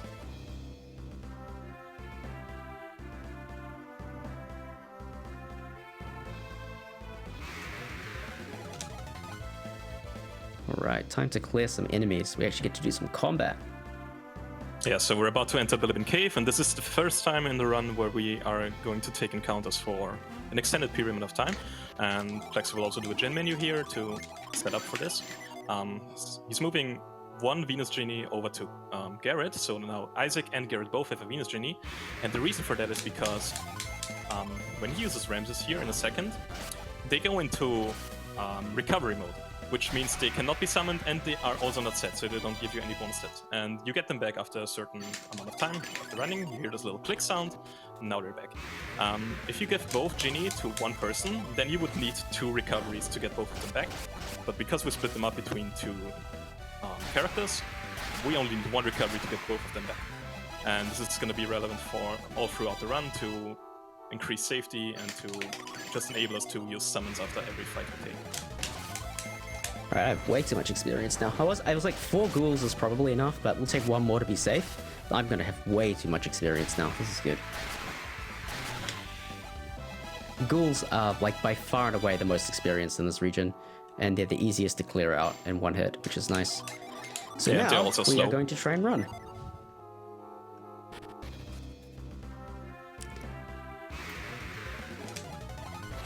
Alright, Yeah, so say it with me, we- chat. Fleeing is faster. Fleeing is faster on average, yeah. Yeah, so Plexa also put Forge, switched Forge from Isaac to Ivan, which puts him into the Mars class, which is a little bit tankier than the base Jupiter class that Ivan was in before. So that will also increase safety a bit. So this is where the Jin system is really incredible, because like, again, by moving your Jin around, you can optimize your setups for certain things. In this case, I want Ivan to be as tanky as possible. And so I put him in the Mars class so he has more stats. 4 encounters to Emil. Okay, game. It's in a mood. Yeah, that's No way one's below taking- average. Usually we expect 2 encounters. Yeah, if you get 3, you feel cheated. When you get 4, it's like, oh, game. So that was 7 encounters on the way to Emil. Oof. So we get a cool little trick coming up. This is the Lost Cat glitch. So Plexa is gonna cast move on this little snowman here on about second, but he's not gonna push it down. The way this works is that you're supposed to move it to the left so it drops down and then it body blocks you so you can enter this little cave in the ice. But because the snowman can only move left, as soon as you cast move on it, the game thinks it has been moved to the left, pushed down, even if it physically wasn't moved. So this way we can just cancel the move animation instead of going through the whole pushing down, and this saves about 2 seconds. And it's a cool little trick. It's very cool. It's unique to that snowman. It doesn't do it anywhere else in the game. We think it's because Emil was one of the first towns that they were building after Vale, or something like that. This is Mia, by the way, or Eiko. She is going to join our party in a moment. She is a Mercury adept or a water adept, and with her joining the party, we have 1 adept of every element. She is your kind of stereotypical cleric kind of class. She's a healer predominantly. We will use her to heal, but she does other things for a while at least. She does join our party at a much higher level than everybody else, and that is a very useful fact that we are going to use in more than one occasion.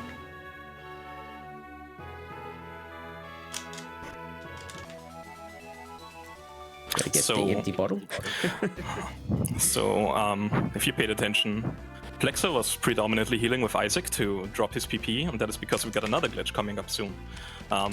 This is probably the most important glitch in this category. It's called the Retreat glitch. So Isaac has this ability called Retreat, which works basically like an escape rope in Pokemon, where you can escape a dungeon and go to the first screen of the dungeon, basically. One thing we didn't talk about is that you can also hotkey Synergy to the L and R button on the GBA to use it in the overworld and to save menuing, basically. You can also hotkey Retreat to one of those buttons and use it this way. And if you attempt to use Retreat via a hotkey, if you have not enough PP to cast it, the game will ask you, are you sure you want to use Retreat? And if you say yes, it will fail because you do not have enough PP. But the game will still internally think that Retreat was casted successfully.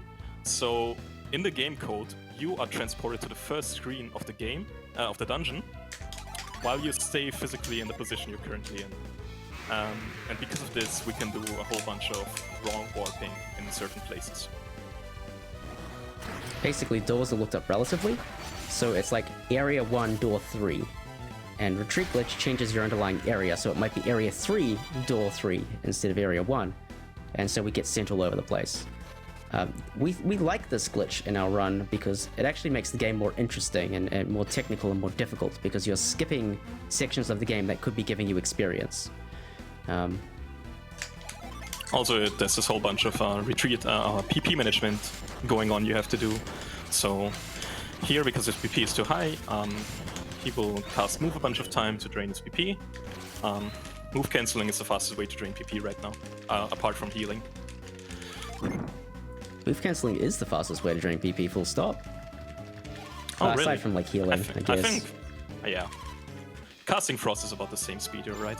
Yeah, casting Frost is very fast. You're quite right. Okay, so we're gonna set up for the next set of the dungeon now. We're gonna put everyone... we're setting up for the next gin fight, basically. And also moving a bunch of items around, giving Ivan a bunch of herbs. This is the retreat glitch we're talking about. Plexa's gonna do a safety save here, because he is gonna run away from everything now, and there's a chance he is gonna die. A small chance, but there is a chance. We have to be prudent. So we also put the mint on Ivan, which boosts his agility to make sure he outspeeds Saturos, and we put the apple on Isaac to ensure the damage range on this next gin fight. This is Sleet. And Sleet also has the ability to end this run.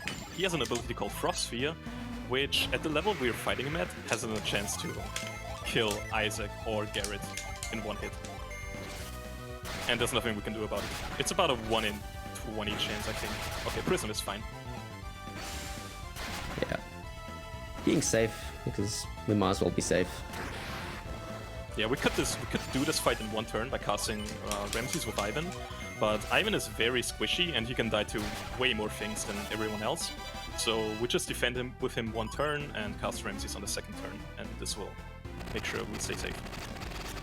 Yeah, Mia being a much higher level, and putting her in the Jupiter class, again leveraging the Jin system. Jupiter classes are generally very fast, because reasons, wind, I guess. So putting her in a Jupiter class with a high level means she gets really fast, and she can outspeed the Jin, which basically gives us a free action on the second turn to kill it with, and that allows us to defend with Ivan and be safe. Now we're going to fight Saturos using another wrong warp, so let me just worry about that for a second. That's growth. I guess that works. And now we're at the top. So one more Jin menu, we're gonna put 2 Mass Genie on Ivan. This will put him into a level 2 Mass class, which will actually make him the tankiest character in this fight. And because he's outspeeding Saturos, he will be our primary healer. He's not going to heal with magic, he's going to heal with items, which is why we gave him a ton of herbs earlier and some nuts. So the herbs heal 50, the nut heals 200. We'll use the nut if we need it. We hopefully don't. Maybe we should talk a little bit about the Saturos fight. So yes, Saturos is actually a pattern-based boss. So he has an action. He has 8 actions he will cycle through. Where he starts in the pattern is random, but... Oh, really? By the way, this is Jenna's face. I hope you like Jenna's face. You're going to see it twice. Oh yeah, because we wrong walked to the top of the lighthouse, the actors weren't loaded into the scene properly, and the game doesn't know what to do with the portraits and doesn't clear them properly. So Saturos' portraits are fine because he's on the screen, but Jenna is not. So we're going to see a bit of Jenna. Sorry, continue. Saturos has 8 actions he will cycle through. The attacks are Attack, Heat Flash, Fireball, Attack, Fireball, Heat Flash, Attack, Eruption, and then let's start from the beginning. The most dangerous one is Eruption, which deals about 100 damage to the person it's targeted on, which will one-shot anyone in our party right now. So the way we deal with this is we will cast Granite on turn 1. This will ensure we stay safe, and after 2 attacks or 2 turns, we will know exactly where he's in the pattern, and we can play around everything he does after that.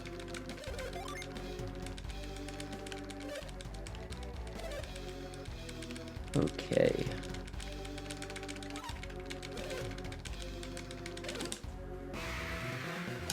So turn 1, we can do Ramses, Granite, Slash for a little bit of chip damage because no one's got any damage on them yet, and Narrate just to front load a bunch of damage. Narrate being the tier 2 Mercury summon. Saturos is a Mars Adept, so he's aligned with fire, and so he takes extra damage from water attacks, which is why Mia is our primary damage dealer in this fight. So first attack was Heat Flash, next attack is gonna be either Attack or Fireball.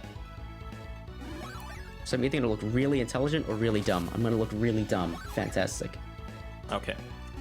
So Plexa preemptively healed with Garrett and Isaac because if this was Fireball, then everyone would take damage basically. Everyone in the middle. And this way he ensures everyone stays healthy. But it was attack, so the next turn was Eruption, and he defended to stay alive. Now we know exactly where he's in the pattern. Next attack is gonna be attack. He cannot kill anyone here. Next attack will be Heat Flash. Only one person got damaged currently, so he will heal it up and deal damage for everyone else.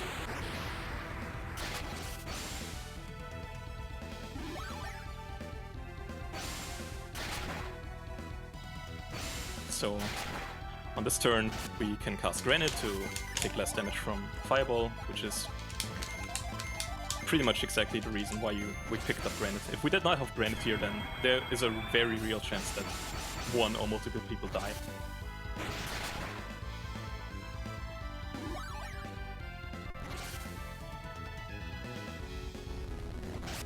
Alright, we were fine from here, probably. Yeah, that's good. Also, only 3 targets. So Fireball can hit either 3 or 4 people, depending on who it's targeting. This is just the way AoE works in this game. And we want to see 3 target, because then we have to do less healing and can do more damage. Cycling through Mercury, Ginny to get back Nerite, which is the highest damage attack we can do right now. And I think we can actually kill from this point. We can. Yeah. So, because we didn't take a lot of damage, Mia could cast extra prisms, and this means we can now use Venus with Ivan before Saturus gets an action, and this will kill him, and we skip an action from Saturus basically. Good fight. Really good fight. Yeah, so We take those. Low 119, this is pretty much a good run. Very, very acceptable. Very acceptable, very runnable. For top times, you want 118s, but hey, we're at a marathon. 119 is very good for a marathon. Satoros is like the wall for the early game. We are not going to have another wall until... I don't know. I don't know where the next wall is, really. I don't know where the next wall is. This is the wall. Yeah, pretty much. So we do all this stuff to just for this fight. And after that, the rest of the game is not, I'm not going to say free, but like we can deal with it with the tools that we are given by that point in the run. Satoros is the only fight where we're going to explicitly go out of our way to do extra stuff to survive. Yeah, Saturus actually has more HP than the next boss fight you're supposed to fight canonically, if I remember correctly. Correct. So we're going to fight 2 bosses after this, Tret and Killer 8. Tret is intended to be fought before Satoros. He has much less HP than him. He's way less of a scary fight. And the Killer 8, which is canonically after Satoros, but has less HP. Also not nearly as scary, because you have way more tools to deal with the stuff that it can throw at you. Also, one little cool detail that, again, loops back to the attention to detail. The reason we were actually able to defeat Satoros is because they lit the Mercury Lighthouse, which flooded the place with Mercury synergy, and because Satoros is a Mars adept, it actually weakened him to the point where we could actually defeat him. At least that's the lore explanation, and I think that's really cool. It is cool. Like, it's again, Mars being fire. Fire is weak to water. Makes sense, right? Throughout this entire lighthouse, any encounter you get in this lighthouse, Mia will recover 5 PP for free, 4 PP for free throughout the lighthouse. And the lore is that because you're in this place of such powerful mercury, watery energy, that she gets a power-up, and the way the game represents that power-up is through her recovering PP every turn. We probably didn't see it because we were just running away from everything, but it's a cool little attention to detail. The same is true of every lighthouse, in fact.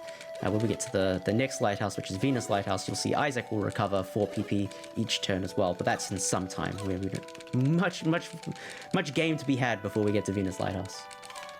And one thing I actually learned a few days ago is that, okay, slight spoiler alert, but the end fight is split in 2 phases, and after you complete the first phase, Isaac and Garrett actually get their PP restored because of the effects of the lighthouse. Cool. It's amazing. I love it. So I think one more thing I'll call out in this Satoros fight was, Rel mentioned ages ago that we were splitting up our Jin across people. You would have noticed that we had 2 Venus on Isaac and 2 Mercury, 2 Venus Jin split across Isaac and Garrett, and 2 Mercury Jin split across Isaac and Garrett. The reason why we did that is that for the recovery reason. So every time I use the summon, like a Nereid or a Ramses, I'd have both those Jinn recover at the same time on the same turn. Which allows me to basically keep cycling those summons repeatedly. I got an antidote drop, that's super annoying. Yeah, so much space like in my inventory. Yeah, much like in the overworld. Every time you summon, there's a turn where no Jinn recover, and then you recover 1 Jinn per turn. And if you split them up like this, it just works out that you get to use them earlier again. Depending on which Jinn you want to use, you can manipulate it basically. And the way we split up our Jinn is like very unintuitive to the casual player, because the casual player sticks all of the Jinn of the same element on a person and is happy about life. And you can absolutely play the game like that. There is nothing wrong with playing the game like that. But you're basically leveraging the fact you've got these big classes to like kind of power you through everything, which is completely fine. It's just not fast. Being terrible overworld RNG. For us, we're going to trade away all of those stats for the ability to access summons rapidly. So we're going to distribute our Jinn across our party in a way that allows us to have summons readily available and readily returning to us as frequently as possible.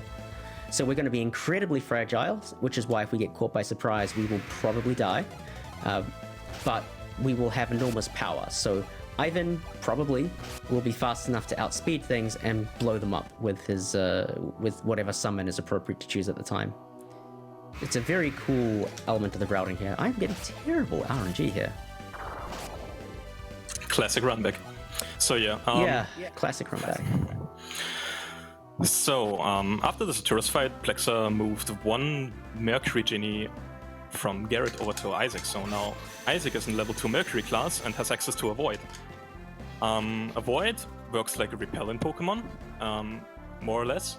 And the way it works in this game specifically is that if the average expected level of the enemy in an area is lower than your current average party member level, you will just get no encounters, or you will not accrue encounter steps. And because we are high enough level, we will not get any encounters until the second room of Colima Forest. This is like the only time we use Avoid in this game, because every other point of the run we are way too under leveled. Yeah, recasting Avoid here, so it persists through the first room of the next dungeon. Also because everyone is a level 2 class now, everyone is tankier, so running away is less scary. Yeah, so we'll readily change up our Jinn setup depending on our strategy at the time. Anytime where we're trying to kill things, which is going to be...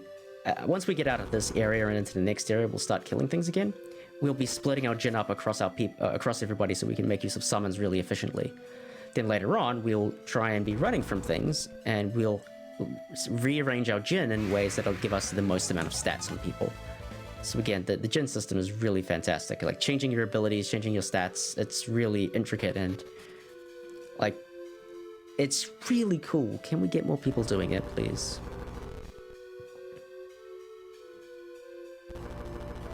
We really just need more Another thing gold. about this game is that... We do. Sorry? We do, Legrand. We absolutely do. How are things on your end, by the way? Oh, it's doing great. I'm enjoying the run and the super fast menus that everyone has been mentioning in chat as well. Really cool to look at this run so far. So we've got a few donations here.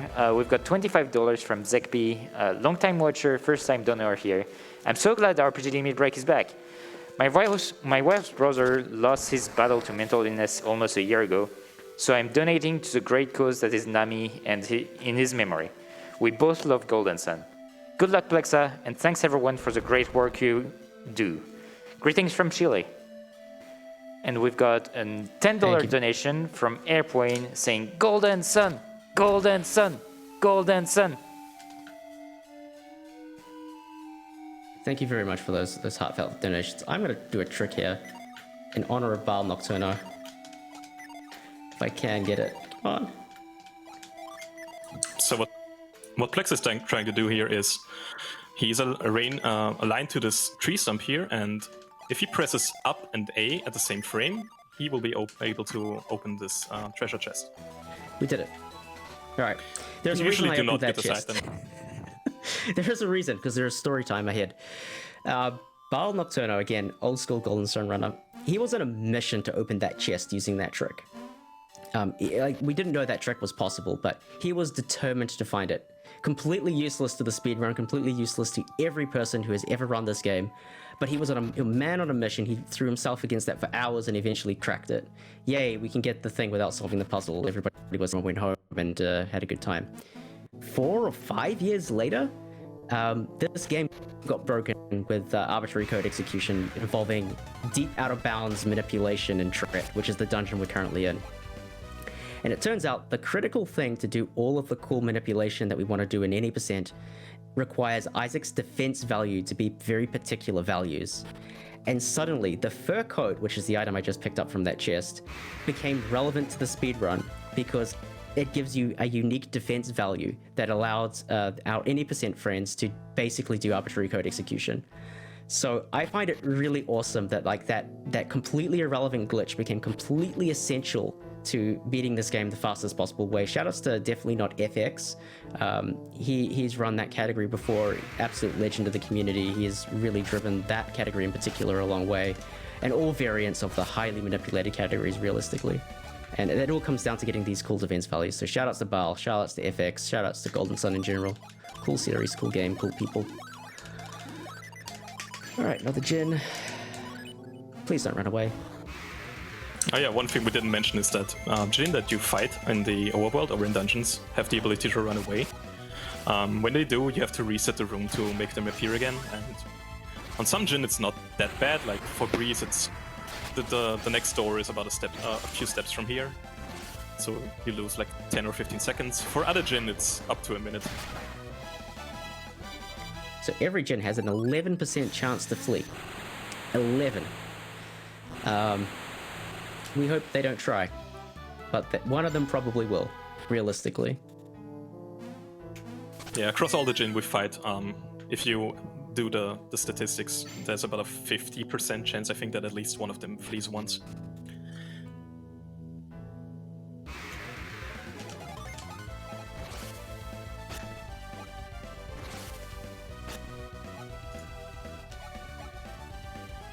Okay, we're coming up at our next boss fight. You want to talk about Tret for me for a little bit? Yes, so Tret will be a free turn fight, and he has one ability in particular we don't want to see, which is Sleep Star. Sleep Star, as the name implies, is the ability to put someone to sleep. It isn't particularly dangerous or anything, because Tret is just not a very strong boss, but it has the potential to slow down the fight, and we don't want to see that.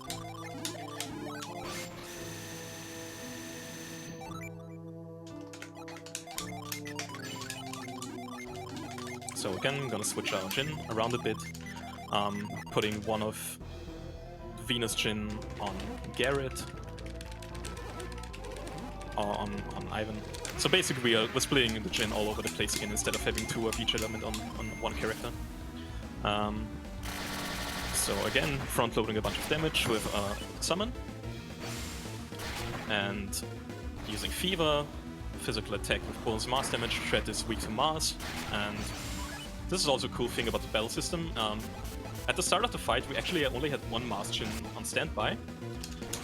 We still are able to use Kirin, but the game will tell you you do not have enough Jin set, so it will fail. But if we use Fever in the same turn before the person that uses the summon, it will update in real time basically.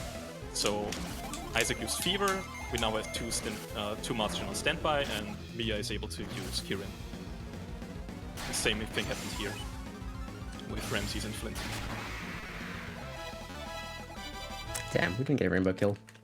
So if you defeat an enemy with a Jin that it is weak to, so every enemy has a weakness table of elements. So if you defeat an enemy with a Jin that it is weak to, so in this case, Tret being a tree is weak to fire, surprise, surprise, there is a chance that it flashes rainbow colors. And if it flashes rainbow colors, you get 30% more experience and 30% more money. We don't care about the money, the experience is helpful. In this case, we got unlucky and it didn't work. It's not 30%, by the way. Yeah. It's I think 30% is correct. Yeah, it's 30%. I think it's correct. Yeah, I was thinking about the chance for it to flash rainbow color. The chance for it to flash rainbow color is dependent on your elemental power of that element. So Garrett Yeah, will so have a I higher think- chance to do it because he's a fire adept.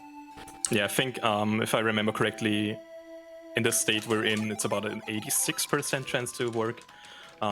If we boosted the mass power of Isaac by using Kirin, which we did not do, we could boost it to 100%. And we are rewarded with more cutscenes. One of the reasons we go to Mercury Lighthouse first, rather than coming here and doing Tret, aside from having far more firepower to clear through this dungeon a lot faster, in order to completely finish this dungeon, you need to give Tret the Hermes Water. The Hermes Water is an item that is only accessible from Mercury Lighthouse after you've cleared Mercury Lighthouse. So rather than doing 2 trips into Kalima, we take 1 trip into Kalima, and it works out overall faster to do it this way.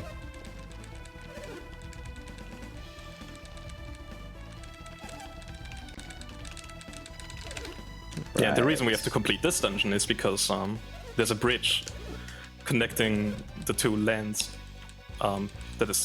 They're separated by the river, and there's a bridge, and the person that is operating the bridge is one of the people from Kolima who was turned into a tree, and now he will be a human again, and he can lower the bridge for us. Good old plot reasons. Yeah.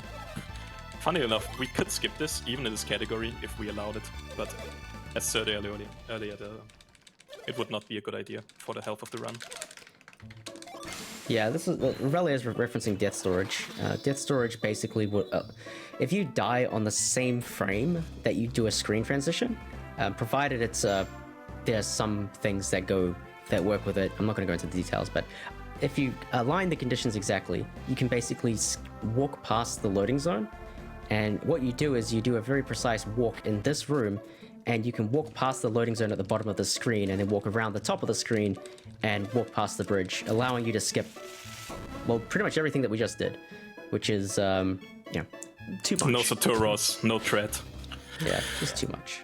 We would still have to go to Mercury Lighthouse to get poison in the first place, so we would still collect Mia, but yeah, after that we would just leave immediately. It will also not be a very fun grind because we have to get poison.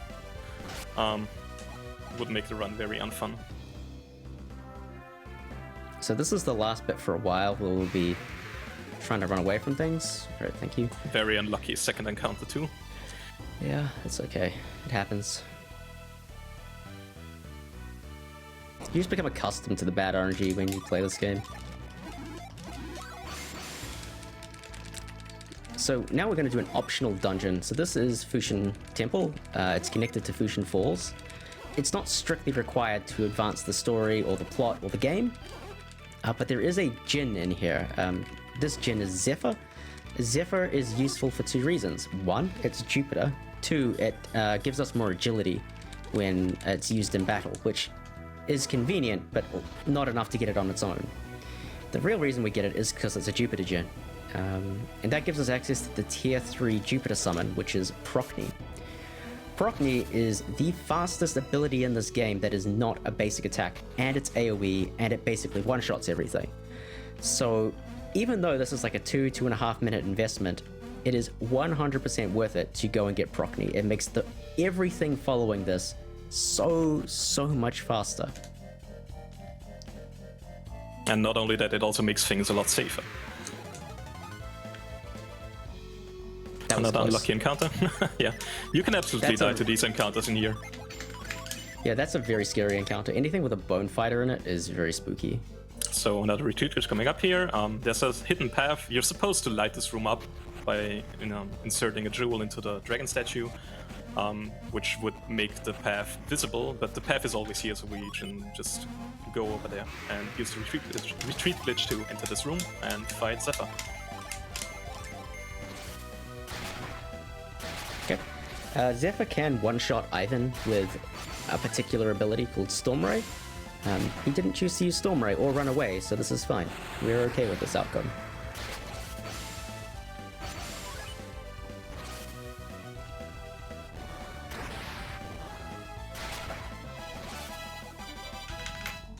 Alright.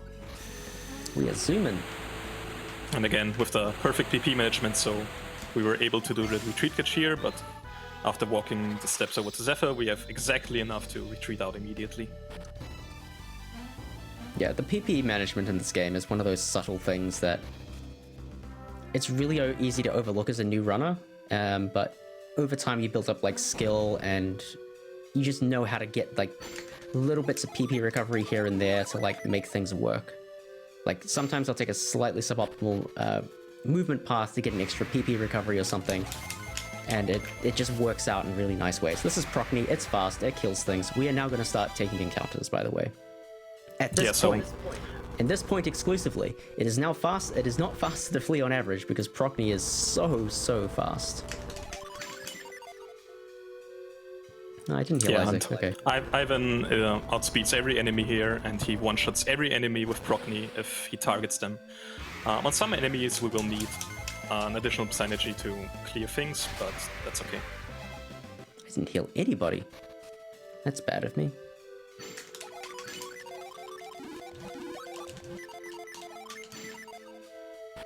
So we are putting Mia into the Mars class by making Forge set. That allows Mia to also pretty much outspeed everything except for these nasty bats. Because every so often we do need to throw in an extra ability, and the extra ability in this case is going to be Prism most of the time. And her being in the Mars class makes her faster and allows her to do this. Her base class is actually really slow. Being a cleric or a healer or a priest, whatever you want to call it, she doesn't have a lot of speed. But by changing her class around, by putting her in this Pilgrim series, by putting her in the Mars classes, she gets enough agility to go fast, which is nice. I'll probably get one more encounter. Yeah, here it is. Perfect. And by perfect, I mean that's a really inconvenient time to get that encounter, because now I'm going to have to run around like a doofus for a bit, get a recharge, and set up for this fight. Yeah, so this is Quad, third Venus Genie, and if he runs away, it's very annoying because we have to run all the way back, reset the room, run back to Quads again. He didn't run, this is good. But if he were to run away, it would be at least a minute lost. Yeah. Because you also pick up at least 1 minute. At least, if you pick up at least one more encounter, maybe two, and it's just very, very nasty. Yeah, it's very slow. Like, Quartz is probably the most punishing flea in the game, basically. In this one, at least. It gets even worse in TLA. Oh, yeah. It's always Venus Genie. Always Venus Gen. Shoutouts to Steel in the Lost Age.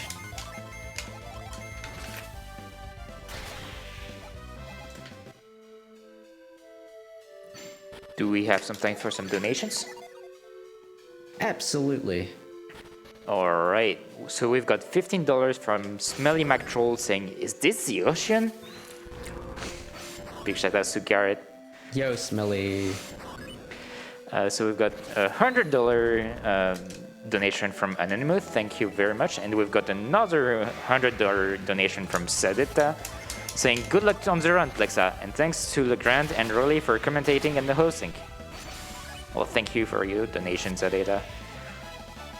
And finally, we've got a $10 donation from Zed, saying, "Can't tell you how much it shocked me to hear how long ago this game came out. Many of fond memories playing this growing up. The gen system was so mind-blowing at the time. Hope RNG goes in your favor."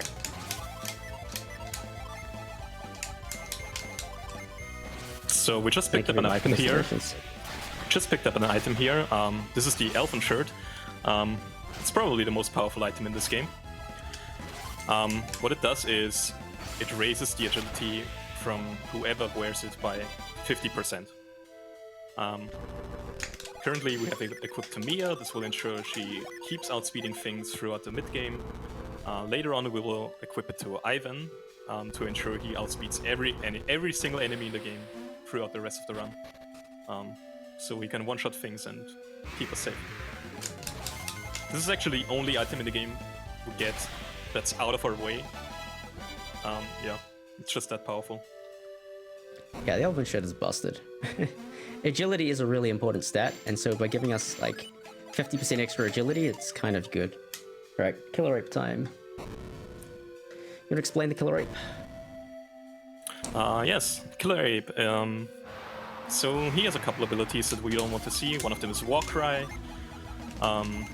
which stuns one of our characters and removes their action, or it has the chance to.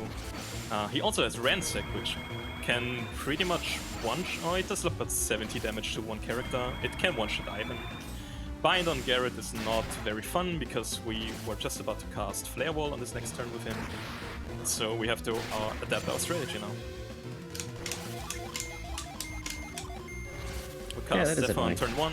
We cast Zephyr on turn 1, so we are able to outspeed him from now on. Except for Garrett because he is slow. And now we put a bunch of damage with summons into him. And then finish him up in the next turn, hopefully. It depends on whether this bind stays on for the next turn. We may have an extra turn in our hands. That's okay. Yeah, Warcry on Isaac didn't matter here because he already got his action off. Yeah, we're eating an extra turn. That's kind of a pain. Usually we try to kill with Fever here, again for rainbow kill reasons, but because we're missing the Flare Wall from the second turn, it's not enough to kill yet.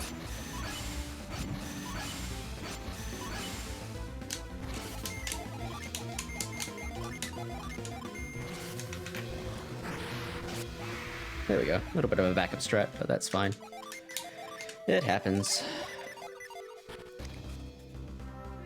So usually it's a 3-turn fight, as Raleigh was saying, but Killer Ape decided to be mean.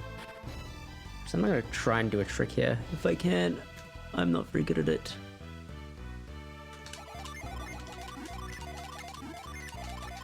So there's this lady walking over. She's still moving while we're menuing, so that is pretty much time neutral.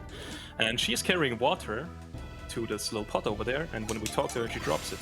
And we can use this puddle to make a little pillar, and with careful positioning, we can clip on top of it, and that saves about 5 seconds.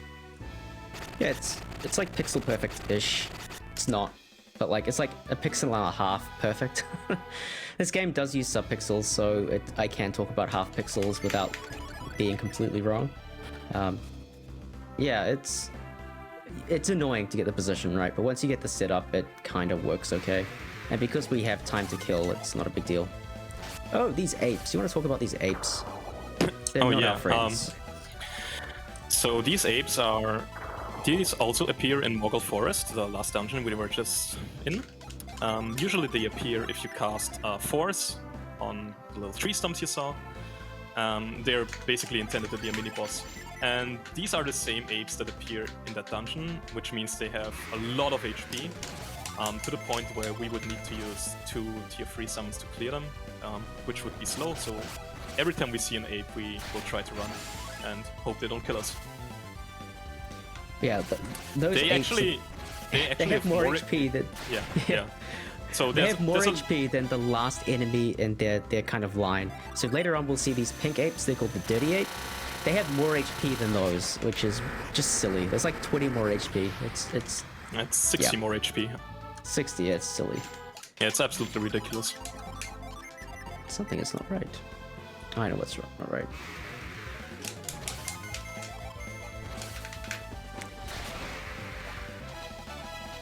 I know what's not right.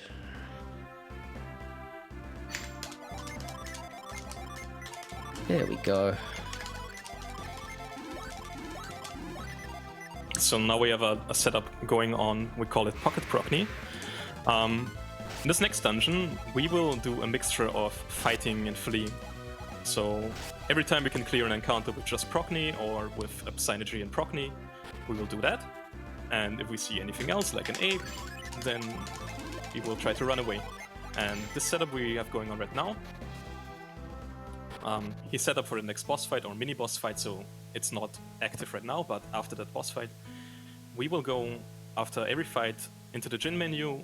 It's only sent by Jupiter Genie, so we have Proccny primed, and every other Jin will say set.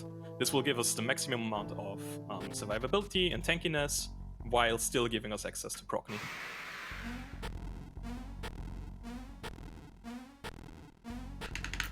This guy likes to jump around.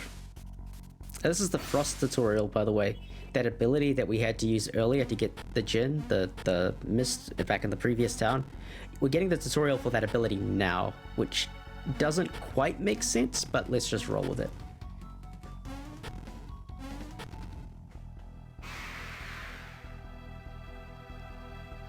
Okay. There's really nothing that these little mini bosses can do to us. I guess they could crit. That's a possibility, but there's really nothing they can do. It's just they can lose time by choosing slow abilities. That's basically it.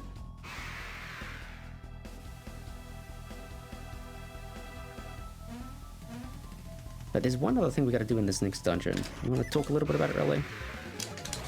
Oh yeah, sure. So what Plexa will try to do during the course of this dungeon is he will try to get poison on one of our party members. There's two reasons for that.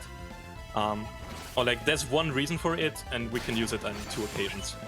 So in this game, when you're poisoned and you walk in the overworld, every few steps you get a poison tick, like pretty much every other RPG where the status effect exists. You take a little bit of damage, but also you do a little jump. And this jump actually changes your Z-axis a slight amount when this happens. And because of this, we can actually interact with things on a higher plane. And using another trick that will come up later, we can clip into things and skip a huge part of the game. More to that when we get there. And there's two enemies in this dungeon that can poison us. One of them are some kind of the slime line, this little red guy here, and spiders. So the strategy here will be, whenever we see a poison encounter, we will try to run away from them, or if we get really desperate, we will defend a bunch and hopefully poison us quickly. And yeah, this is one of those awkward encounters where we kind of want to kill it fast, but we also want to get poisoned, so Plexa does a mix here where he casts Procny with Garrett, which gives the Tarantula one chance to poison us before we kill it off. And this is kind of a trade-off between speed and getting chances to get poisoned. Yeah, it's not great. I didn't heal me. This is one of the parts of the runs, which is really dependent on RNG, how good your run will be. Sometimes you get poisoned right away, which is good but not optimal. Pretty much the best part to get poisoned is right before we need it, because obviously keeping up poison does damage every time. We have to heal it off, and it costs a few seconds every time.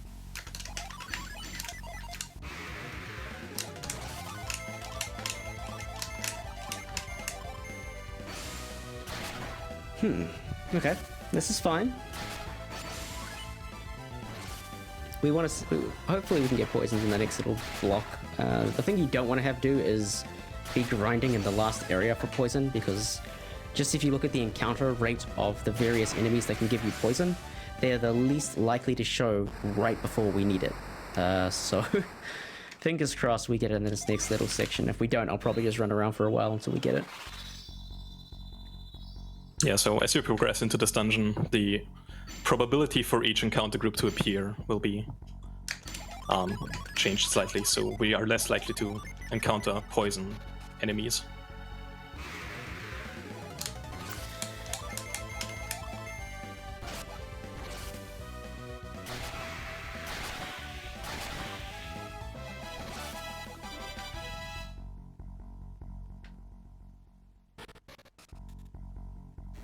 Do we have some time for one more donation?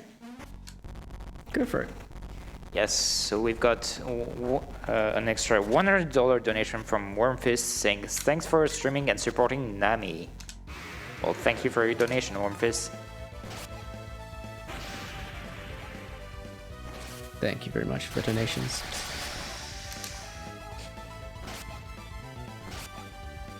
Okay, this is suboptimal. Yeah, this is annoying. So we can still go on now and complete the dungeon before we have to heal, or before we have to revive Garrett. It will just be significantly more dangerous. And we will not have access to Procny more than once, unless we change it. Unless we change the set And right now. you bet you that we're changing it over. Yeah. Yeah, so if a person is dead, then any Jin they have on recovery mode will not recover. So Plexa does a flex strat here where he puts one of the Jupiter Genies that was on Garrett on Ivan, so we can still clear things and get Progney back. Yeah, now everything's going to be really weird because I'm only going to have like 2 people to defend with instead of 3, so there will be a fight where I triple defend out of instinct. Let's hope that doesn't happen too often.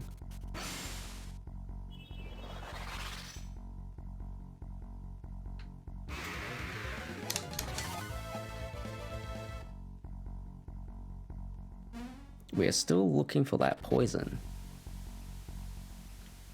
Looking for a little so we slime. got one more living statue fight coming up, and after that we will need poison to do the trick we were talking about.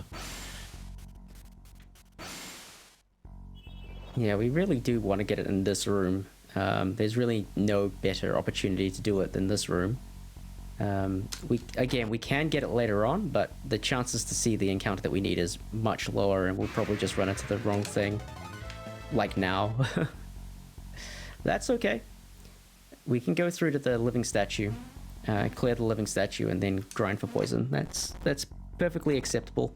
Not ideal, but it's acceptable.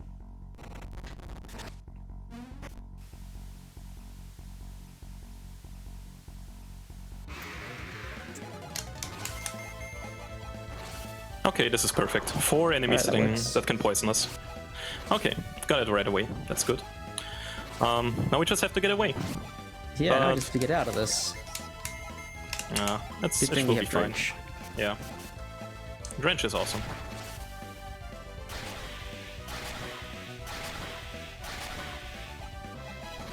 So, Alright, one annoying...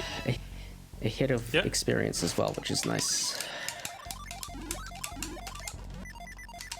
Yeah, so because Isaac is in level 11 now, he will outspeed the living statue, and we can go for a little bit different fight, which will make sure that the statue does not get an action. We had to do it anyway because Garrett is dead, so we didn't have a choice. That's also true, I guess. Shoutouts to Garrett. Who had Garrett dying on their bingo card? I bet you everybody's got Ivan dead on their bingo card. No, friends, it's Garrett. Garrett's gonna let the team down today. Like I said, he's the tankiest character in this game, but he's very bad at that job. But that's fine. So, one annoying little thing about poison is that if it's on the first character in your party and you try to run away and you fail, then it will also proc. So, I suppose Plexa will also move Mia into slot 2 soon to avoid that. Yep. We also didn't talk about that right before the Dread fight. Plexa moved Mia into slot 2, into slot 1. This is for 2 reasons. One of them is that Isaac and Garrett, being the tankiest characters, they can take more damage, and whenever an enemy does an AoE attack, they will naturally get hit more often, so that distributes the damage a little bit better. And also, whenever an enemy does a single target attack, there's a slight bias to the left side. So whoever's on the left side will get targeted more often, and whoever's on the right side will get targeted slightly less often. It's not very significant, but it's a thing that exists. And Ivan being the least tanky character, we want him in slot 4, so he does not get targeted so often.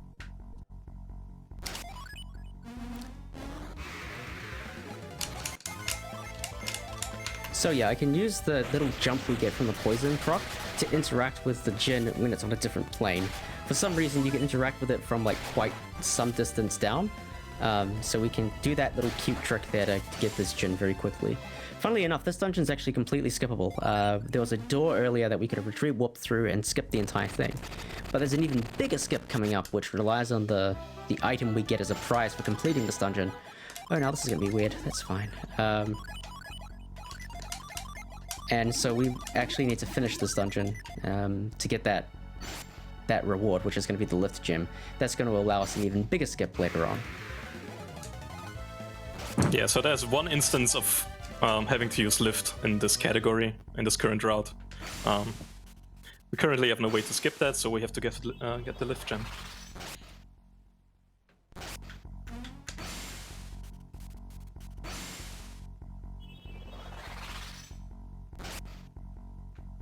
So every time we get poison procced, it only deals like 5% of our HP, I think. It's not a lot. This is a bit spooky. That's okay. So we really don't worry too much about the damage we're taking from poison. I mean, it's relevant eventually, but like a little bit of chip damage here and there is not worth worrying about. The only thing we don't want to see is anything targeting our poison characters. If the poison character dies, then we have to grind poison again. And if this happens after the dungeon, then it's just very unpleasant. Yeah, there's only one way to get poisoned after this dungeon before we need it, and yeah, we don't want to do that. It involves the Manticore boss at the end of Lamakan Desert, which is quite dangerous. Very dangerous. Alright, so because we didn't get Force, which was the prize at the end of Fusion Falls Cave, we get this cutscene instead where Garrett kicks the sign for whatever reason and causes an avalanche. Thank you, Garrett. The one thing he's good for. Kicking signs, yeah.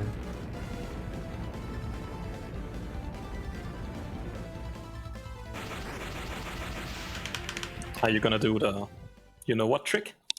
Of course I'm gonna try. It's gonna look silly if I can't get it after a while. Yeah, so the boulder smashed a huge hole into the ground, and normally there would be a boss fight coming up, but we can skip it. And one of the methods to skip it is something called the infinite climb glitch.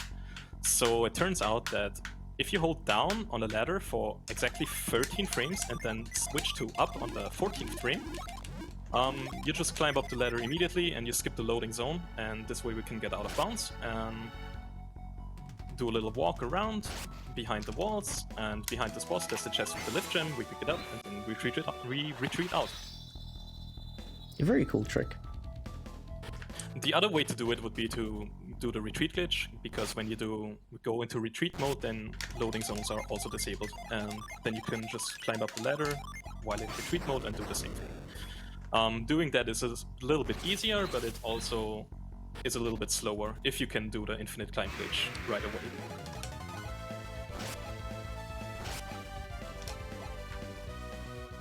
All right, and we're basically done now. We've got our prize for beating the boss, I think. And we're on our way. We're gonna head off to, what's it called? Lama Temple. Don't want to mess around with these guys. They can be a bit dangerous, and they die quickly, so we just bonk them. And we're on our way to Lama Temple, and on our way to Lamakan Desert, which is a very memorable desert, where yeah, it's a cool gimmick. Obscured.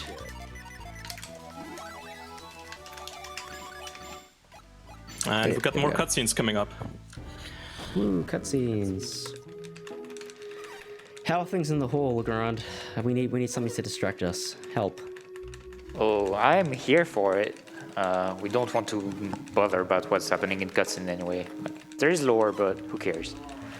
So we've got $20 from Selthor saying, I had to donate during one of my favorite franchises and for a shot at a chance to play D&D with Bob. He's such a wonderful person who I had the pleasure to meet even before most of you met him. Love you, Bob. It was great to hear you hosting at RPG Limit Break again. And we've got another $15 donation from Alter Maven saying, we have 2 games with Sun in the title. Golden Sun is a good series, but I'm also excited for Warriors of the Eternal Sun, a rather underappreciated Genesis gem that I'm excited to see appearing in the marathon. Cat Dragon bites the bad RNG. And yeah, Warriors of the Eternal Sun is going to be the next run right after Golden Sun, and it's a big shout out to D&D and good old tabletop RPGs. And regarding that, there is a bid war open for the game, which is choosing the character class. You've got Cleric, Dwarf, Elf, Fighter, and Halfling. And currently, before I refresh, there was nothing put towards this incentive, so you can still very much influence this. Oh, wait, no. Elf is now leading with $15, but you can very much easily change that outcome if you donate for Nami. So go ahead and get those donations ready. No S&Q. Look around. Lore update, I guess, seeing as we skipped through this so unpolitely.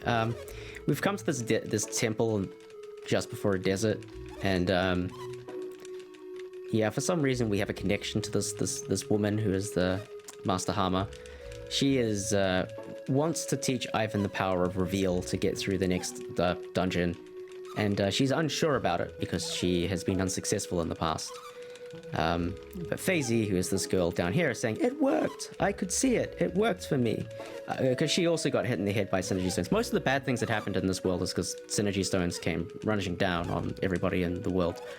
So anyway, now Hammer is inspired and says, wow, maybe it can work. And teaches it to Ivan just before she leaves this room. So then we get the power to reveal things. Which is very helpful. One of the few synergies remaining that we actually need to complete the game. Turns out that Hammer is eventually Ivan's sister, but that's lore from the next game that I've just spoiled for you. Apologies. Anyway, she is rushing off to go save Siu, or Ulbok, or I forget his name properly. Like, his name changes between games. Anyway, he's trapped under a boulder, which we can help with by lifting the boulder off of him, but we're not going to do that because it's slow. Don't worry, though. 100% saves him. 100% has to do it. If you save the guy, it unlocks a special event in the sequel, where you get, what is it, the Golden Ring, I think, at some point in the game. Anyway, Waters of Life. We are getting our first Water of Life in a very, very long time from this chest over here. We don't, strictly speaking, need it. Every runner gets it because you are very likely to have somebody die. So, more often than not, it comes in helpful. Alright, Lama Khan Desert. So we're going to take a very particular path through this dungeon. This is very awkward. We're going to take a very particular path through this dungeon, because we're going to do a little trick later on. We call it the slip and slide trick. Rele, do you want to explain slip and slide while I worry about my weird menu? Yeah, sure. So this area, or this dungeon, has these little rings of stones where if you cast Reveal, it will reveal Oasis, which you normally use to lower your heat gauge. They also have another property related to Reveal and the Retreat glitch, where if you cast Reveal to make the Oasis appear and you go into Retreat mode, if you walk into the Oasis, you will actually slide across the Oasis, and in certain scenarios this can take you out of bounds. This only works below 50% heat gauge, so Plexa is going a very specific path through the dungeon to ensure we will have just under 50%, so the trick works. Also draining PP with Isaac, so we will be able to use retreat mode soon.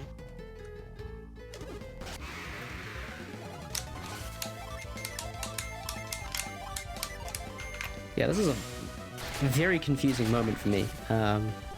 Usually I have Mia in the first position, and it's really throwing me off. Plus the red background is not helping either, but that's okay. We will survive.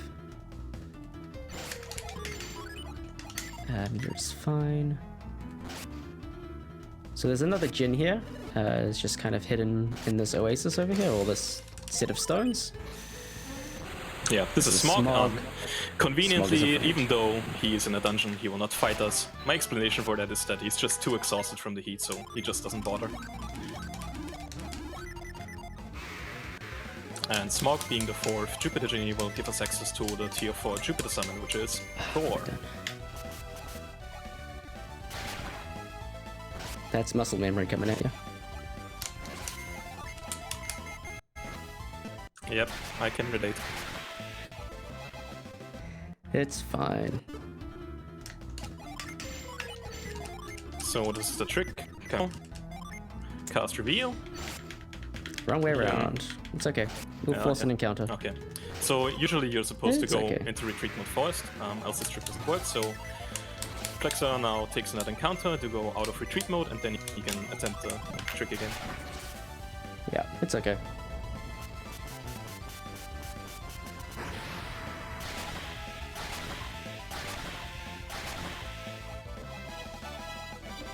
Just getting extra experience, it's no big deal. Just gonna get rid of all my heat gauge because, oops, because I don't want it.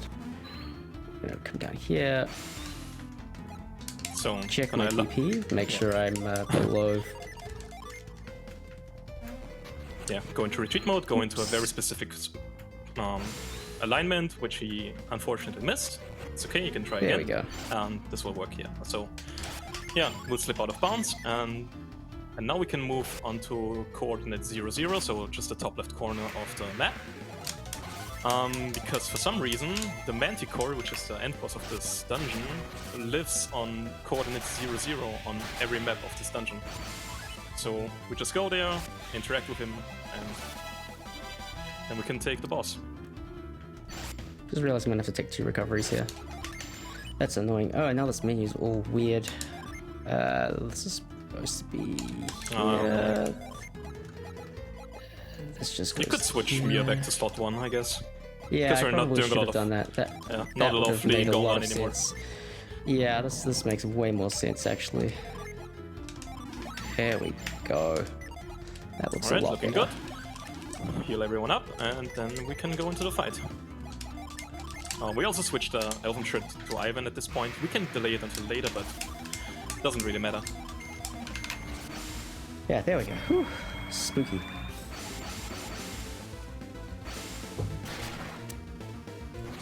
Yeah, but Mia getting poisoned is always a bit of a pain. Just the extra stuff that happens, it just makes it quite frustrating, but that's okay. Not the end of the world. Manticore is a pattern-based boss. It will cycle through its 8 abilities in order. Again, we don't know where it starts, but this fight is so short, it doesn't actually matter.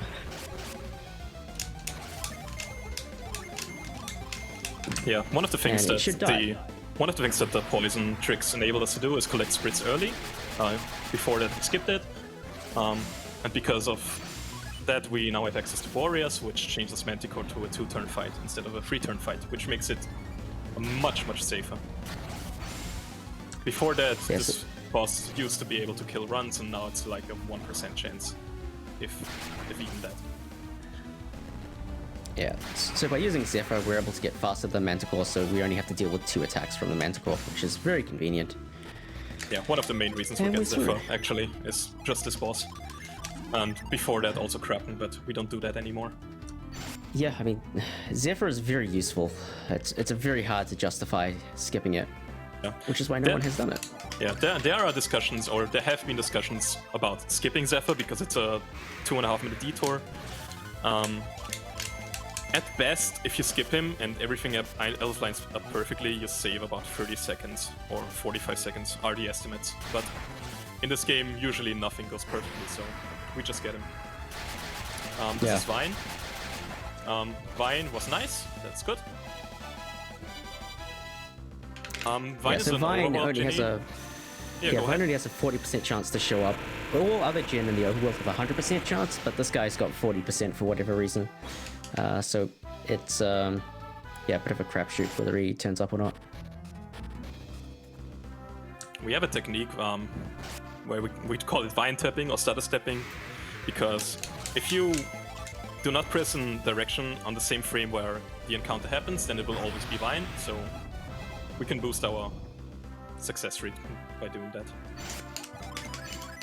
We'll talk a lot about Judgment in a moment, but we're going to do a trick called Kraken Skip, which is the yeah, this biggest is the- skip in this run. Yeah, this is the second opportunity where we get to use the poison glitch.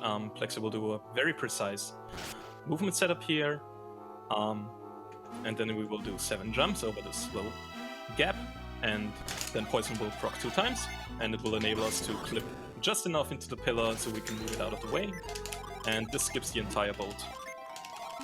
Yeah, so Right. this skip's having to go across the Karagol Sea, which is a long and arduous adventure across the ocean, culminating in fighting a giant squid. It's like 15 minutes or something to go through that whole sequence, and that skipped all of it. So that little detour where we actually have to just finish off completing the Alton mines to get lift to move this boulder out of the way is far shorter than the boat sequence. Poor Alright, Garrett is and it means we miss Garrett's fantastic line about the ocean. So Garrett's has a moment where he's like, oh, I can't believe we finally see the ocean. And the guy's like, it's not an ocean, it's a sea. He's like, damn, maybe one day we'll see an ocean. Ignoring the fact he's been traversing around the world where there's like ocean all around him. So, shout outs to Garrett. What are we gonna say, Legrand? Pretty much exactly the same thing, actually.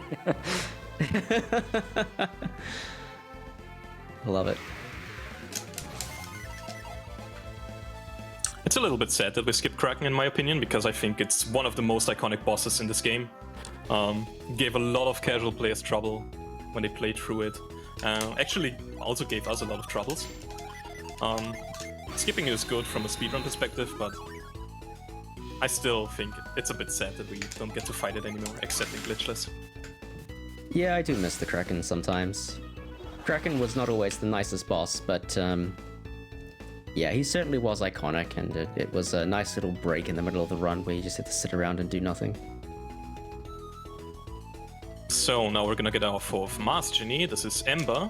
We will pretty much never use him. We just get him so we have access to the tier 4 Mars Summon, Meteor.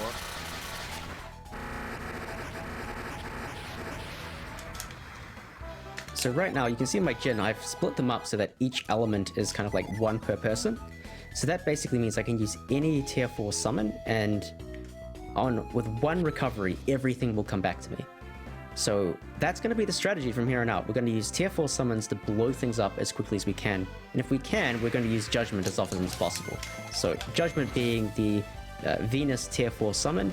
It's the strongest / fastest of the tier 4 summons. Well, it's the strongest. All the tier 4 summons are basically equal, but it's the fastest of the tier 4 summons. So we won't use it frequently. It saves 2 seconds over the next fastest, which is Meteor, which is the Mars one.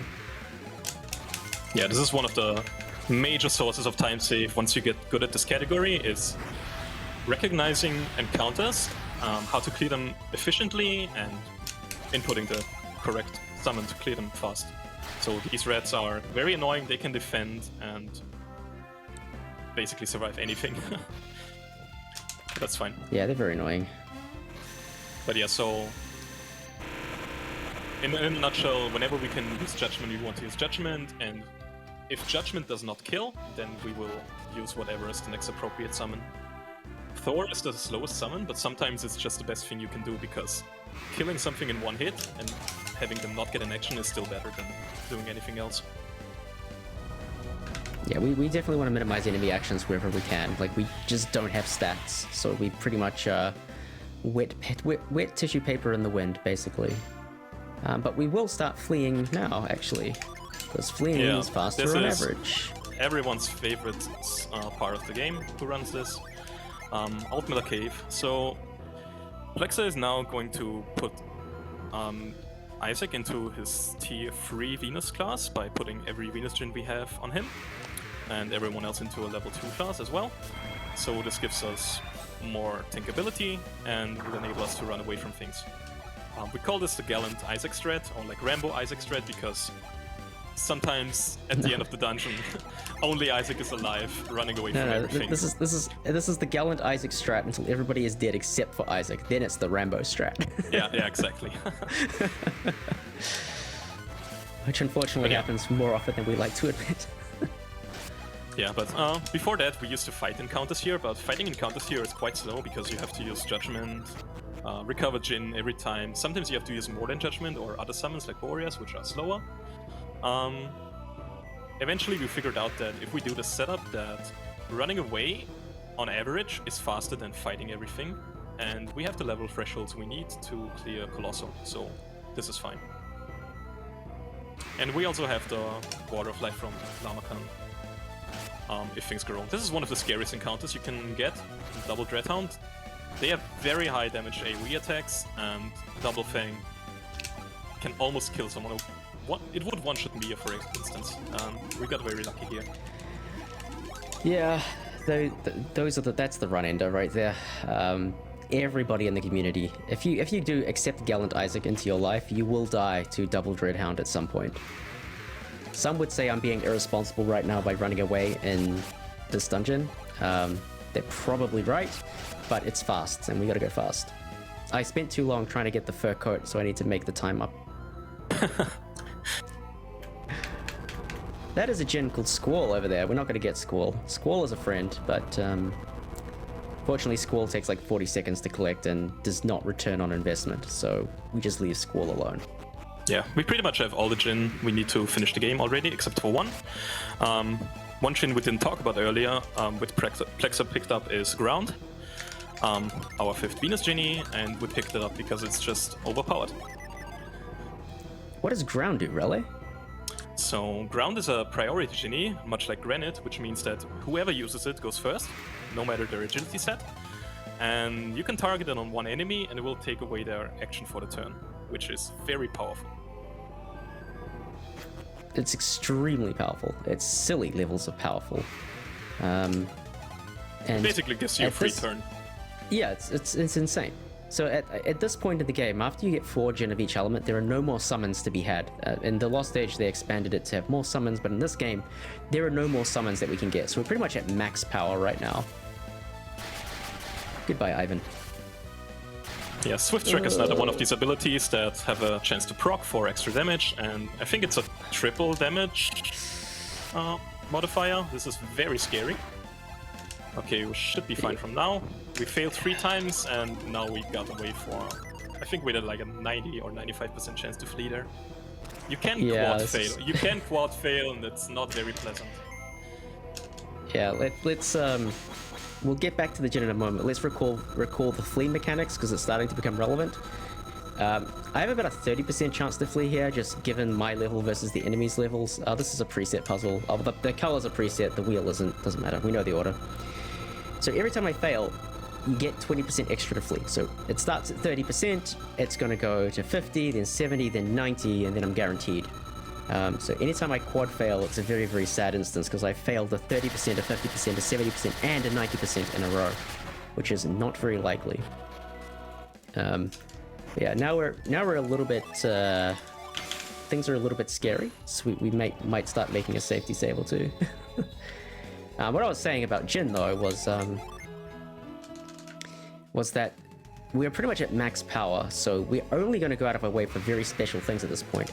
And it just so happens that Ground is one of those very special things. It's extremely powerful. So we go and get ahead and pick it up. The other Jin that we collect later on is Flash. If you know Golden Sun, you know Flash. It's a 90% damage reduction for the party on the turn when it's used. Obscenely strong. And we will make use of that. So those are the only 2 Jin that we go out of our way to collect after rushing to tier 4. Yeah, and we got more cutscenes coming up in a bit. We actually haven't talked about why we came to this cave. Basically, the ruler of Tolby, which is the town that we visited earlier. This is scary. Okay. Good thing we had the safety save, because this can happen. That happens. Okay, so a little bit more before we talk to Bobby. But yeah, Bobby, the ruler of Tolby, he's a guy that is about 150 or even older, 150 years. The reason he got so old is because of a tonic that he took from Lemuria, an ancient civilization, that extends life. And he stores this tonic in this cave, so no one else can access it. Turns out he has used it for so long and he's run out of it rapidly, so he started rationing it. And it just so happened that he had an instance of weakness where he could not get up and go on anymore, and so he's lying on the ground, being invisible, because he has the cloak ball. And he got us to retrieve the tonic to help him get back up on his feet. We did not talk to him earlier, because it skips a cutscene. This is very annoying. I was like literally 1 encounter before getting here. That's such a shame. Got there, yeah. It's literally 1 encounter.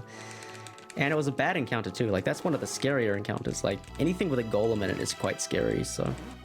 Oh well, it happens. Welcome to Golden Sun.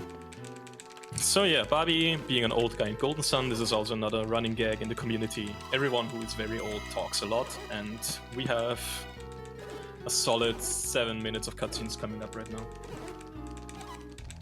Is it 7? Wait, really? No. Okay, maybe I over. I think the last Barbie cutscene is 7 minutes or The so. last Barbie cutscene's like 6.5. Yeah, like Yeah, this one okay. this is definitely long. There's like 2 cutscenes here because we're gonna do 2 cutscenes okay, so back to back. 4 minutes, maybe 5 minutes. It's still Yeah, a lot. It's enough to get a bathroom break if you use Pretty turbo. much. Yeah. Unfortunately, the Wii U isn't that great at doing turbo, so unless there's a convenient opportunity for me to switch controllers, which for this cutscene there isn't, I have to mash it out. So again, legalize turbo. Do your hands a favor. And also, hardware manufacturers make controllers with turbo. That's true. Please let me use a better controller than this one. It's awful. But it has the turbo button, so it's good enough. So, Yeah, go ahead. depending on your condition coming out of Altmiller Cave, there are 2 ways. We need to return to Tolby. There are 2 ways you can return to Tolby. You can run back, which is generally quite fast, or you can death warp, which means you die and get sent back. With the condition I was in, or I am in actually, I think it's going to be faster to death warp, so I'm going to attempt to death warp. Yeah, So, I think I would agree there. yeah, this is one of those things where you make a judgment call on the run.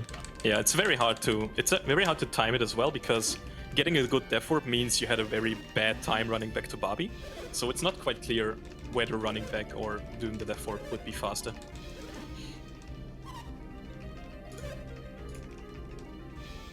Yeah, you're But right. It's very, thing very hard is, to figure out what's good or not good here. Usually, if you get a good death warp, then it's very fast and it can pay off. Yeah, basically, if you can get a fast death warp, you've probably had a bad cave. That's usually how it works out. Yeah, it's more of a getting time back more than saving time. Yeah, exactly. So Barbie here, he knows Kraden.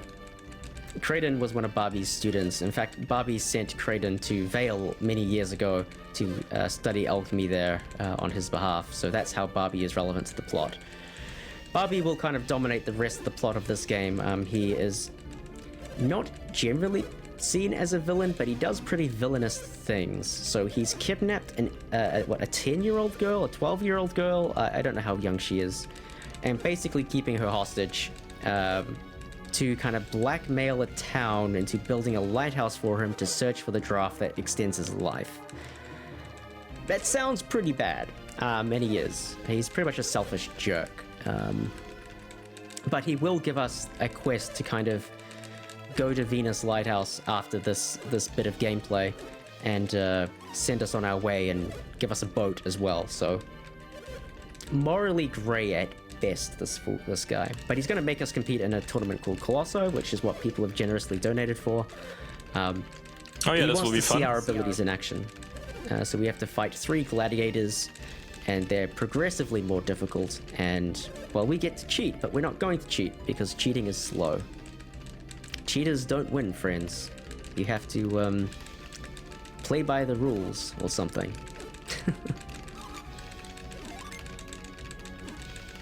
Like, Colosso is one of those like very iconic Golden Sun moments as well. I think a lot of people remember Colosso from their casual plays. Oh yeah, absolutely. When I played casually, I kept the save state right before Colosso just so I could replay it.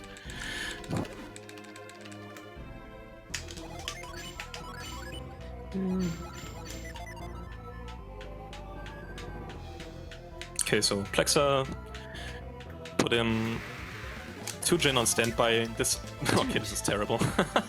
It was attacks first The as well. worst thing. Yeah, I know. Really bad.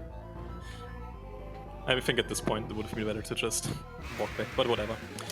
So anyway, Plexa put 2 Jin on standby. This enables him to fail Summon Judgment, which is the fastest action he can do right now that doesn't defend. And it also sets him up for the first fight in Colosso, so he saves a little bit of time there. Okay, we got the death warp now. It's also where we come and get Ember early. It's technically faster to get Ember later, which was that Mars Gen that we got earlier, but if you do that, you can't Death Warp back, because Death Warping to get Ember is very slow. So, on average, this is faster. Or Yeah, more and convenient. I don't know. if you did not visit Tolby and you died, you would get sent back all the way back to Lamakan Temple.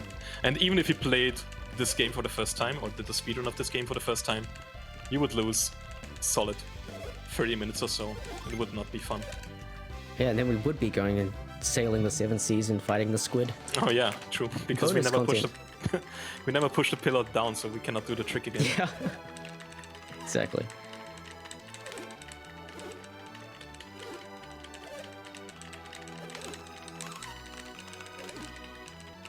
I guess in one world that is optimal, I guess world record should start doing that. Ollie, if you're listening, might be time to go start doing that. Also skip all the waters of life. Yep, you only need waters of life if people die. People don't die if you're going fast. Yep. Okay, so a little bit about Colosso. As Plexa said earlier, we are going to fight 3 gladiators. To progress the plot, you only need to defeat the first 2. You do not have to defeat the last guy, which is what we usually do in any percent, because dying is faster than clearing the last fight. However, we had this donation incentive to defeat the last 2, so we do not actually have any established strategies for that, so that will be interesting to see as well. We're also doing this at level 13, which is... It's the level you learn Ragnarok. Some people will actually grind Isaac to this level to beat Satoros, which is the guy we beat all those many hours ago, or hour and a half ago, or whatever. So we're doing this quite underleveled, so it should be very interesting. Hopefully we can give the people a good show and beat Navampa.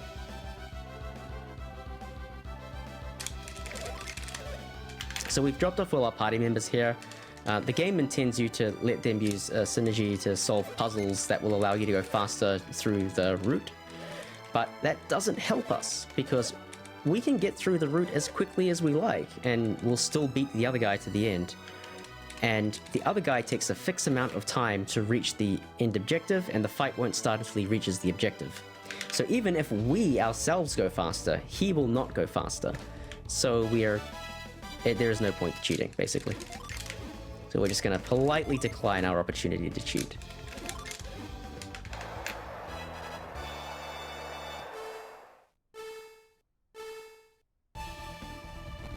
Okay. So the basic strategy for each fight is going to be get off a judgment and then blow them up with Ragnaroks. More or less. The strategies are a little bit more intricate than that. They are... But at their basic premise, it's just do big damage and hope they don't heal. Azart, which is this gladiator right here, and Satridge, which is the next gladiator, they both have 2 nuts. Nuts heal for 200 HP, which is, well, quite a lot of HP. And they add 2 turns to the fight every time they're used, so we don't want to see that. Alright, I forget how to do this puzzle. I don't want to solve the puzzle. I can take 1 nut, I'll be fine. Yeah, so what Plex is doing here is he's collecting items that will persist throughout the fight, so if he does not use them on the first fight, he will take them into the next one, and so on. And because we have to defeat Navampa, he will need extra nuts, so he gets items we usually don't get because we don't need them. So, yeah. But it also costs no time, because, again, we're just going to sit here and wait regardless. So one thing we actually didn't talk about yet is that whenever you use a summon, you get an elemental boost. So as you can see right now, Ragnarok is doing about 87 damage. Once we use Judgment, this would be boosted to about 100 damage, because we just get a boost to Venus power. And this will be relevant later on in the game as well. Perfect asset fight. Love to see it. Yeah, so we optimized this fight to go into the fight with just 2 genies on standby, so we need to use 2 more to get access to Judgment. This is because this gives us enough HP to tank 2 attacks from Azad, so we don't have to heal. And the way we set up Judgment is we use Flint first and then Ground. Ground will take away his action, so we cannot heal, and then we can use Judgment to finish him off. It's a little bit more particular than that, even. When we use that Ground, we actually drop a class level. Oh yeah, absolutely. And if Azard was able to attack us in that turn, we would die, but Ground just takes away his action. Precisely. So it's specifically that action order of Jin that allows us to win that fight. Because if we did it the other way around, if we did ground then flint, then we'd use flint, we'd lose all our stats because we drop a class because the Jin is no longer applying to us, and then it deals enough damage to kill us. So specifically because we can take away his turn with ground, that's going to allow us to get through that fight consistently, which is really cool. Yeah, nice little detail. It's so intricate that even I forgot about it. Yeah, it's one of those things. Like, the old strat here used to be just to blow him up with judgment. That's incorrect. What do I need to do here? Set granite. By doing the menu on these platforms while they're moving, you don't lose time because the platforms keep moving. Otherwise, you usually do lose time. Yeah, so the reason for that is that Setridge is currently also standing on the same platform, so he cannot move forward. I'm going to pick up another nut. So what Plexa did in that We'll menu, lose some time. when you stand by Jin and you use a summon, the way they come back is they come back in order. You put them on standby. So if you stand by them all, Flint will recover first because it's the first Ginny, then Granite, Quartz, and so on. By double tapping Flint, so setting it and then putting it on standby again, Flint is actually the last Jin he put on standby, so it will recover last. And what this allows him to do is he can do Judgment on turn 1, and on the second turn, or on the third turn rather, yeah, on the second turn, one Jin will recover, and it will not be Flint, it will be Granite. So on the third turn, he will have Granite and Quartz set. It'll be Quartz, actually. Quartz and anyway, he will have Quartz and Granite set. Those are two Jins that will give him more agility. Point being, if I take another hit here, I die. So I need to be faster than him to be able to heal this off. So if I defend this turn, I don't die. Quartz comes back, who gives me agility. I can heal this off and outspeed him. So it's that, because every Jin comes with set bonuses attached to it. Just so happens that Quartz gives us bonus agility, which allows us to do this strat, which is really cool. He's used Smoke Bomb, so he might start using nuts. Alright, that's plus 2 turns. Oh yeah, so every enemy, whenever they hold items, they can only use them in order. So Setridge cannot use nuts before he has used the Smoke Bomb. Yeah, that's the worst case scenario. Every nut adds 2 turns to the fight because we have to add 2 Ragnaroks. And as you can see, it does more than 100 damage now. So we're at our max class here, so we're not particularly worried about this. I might have to heal though. Yeah, I do have to heal. I think he's got 2 hits left, so bit of a bother.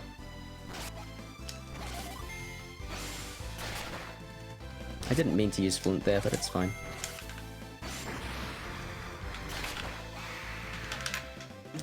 Yep, that's your worst case Setridge fight. It happens. The only way it could be even worse is if he defended the first Judgment. That's true.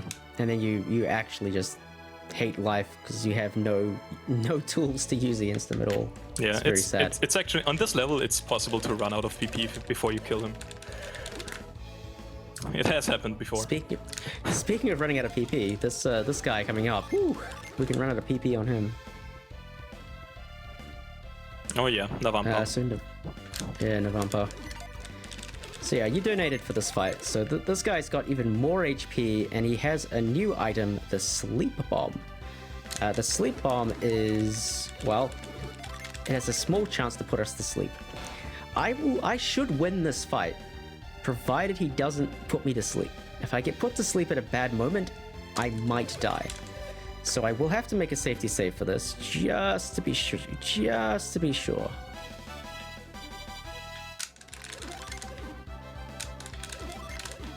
It does mean I may not do my fancy climb here as well. I'm going to do another instant climb, which is the trick I did in Ultin, to skip a puzzle for swag. But if I can't do it, then I might just have to go ahead and climb the wall, because if I don't win this race, I'm going to have a really, really, really sad time. Yeah, so as you might have noticed, at the end of the course, there's always a weapon or a piece of armor lying on the ground, and whoever gets there first gets to pick it up. Usually, in this category and in this fight, we let Navampa pick the better weapon so he can kill us faster. But because we have to defeat him now, we will want to get there first and get the better weapon. So yeah, this trick here, it doesn't actually save any time, because again, we have to wait for Navampa to finish the race anyway. But you can do it if you're bored. Fast conveyor belt, also a trick dependent on subpixels. Also a cool trick you can do. Alright, so we are in the clear. Alright, I'm gonna go for the judgment strat. I liked that one in practice.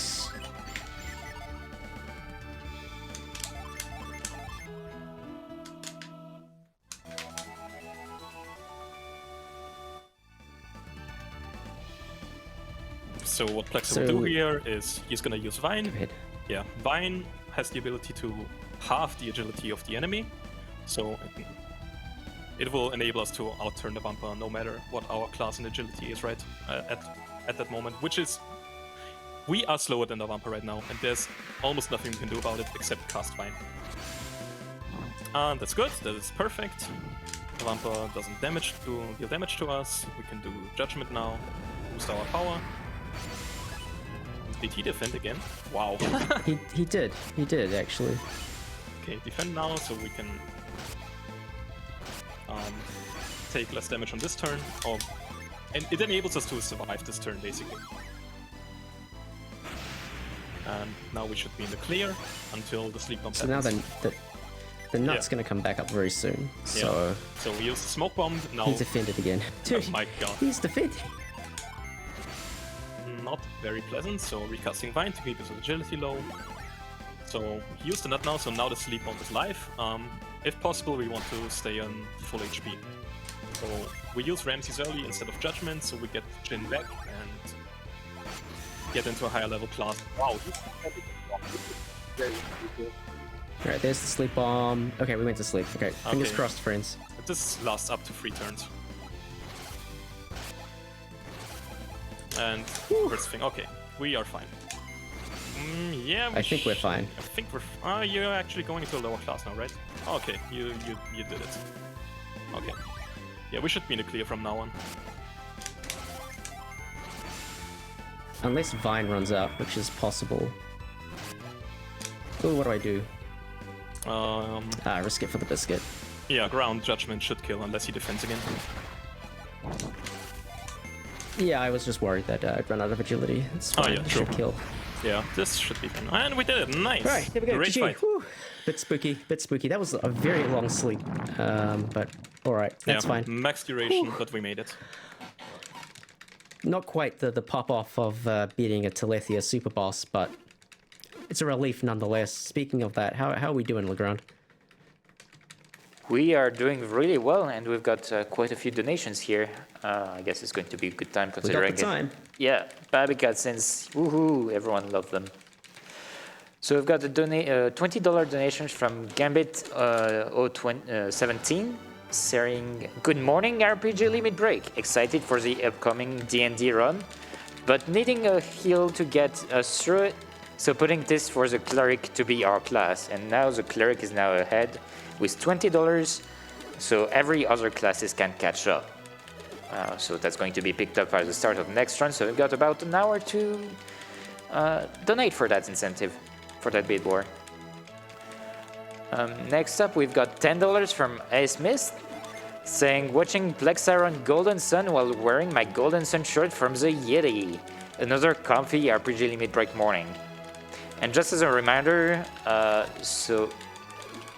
this RPG Limit Break is proud to once again partner with the Yeti to bring you 8 amazing t-shirts and a hoodie, now available, plus pins. Head over to theyeti.com/RPGLB, take a look at the designs, pick up the ones you want, and know that $5 from every t-shirt purchase will be donated to Nami. Remember, Yeti is spelled Y-E-T-E-E, theyeti.com/RPGLB. Now we've got more times for some donations, I suppose. So we also have $50 from Anonymous. Thank you very much. And Hello? yeah, oh no, controller issue. There we go. We're okay. We're good. Technical difficulties. Yeah, so this Oh, we is had a the lure cap, that's right. Yeah, this is the cutscene we were talking about. It actually takes a bit longer because if you defeat Navampa, you get the lure cap. This item is completely useless for us. It just increases the encounter rate when you equip it, and we don't want that. Great for casual level ups and experience grinding and all that fun stuff. Terrible for the speedrun.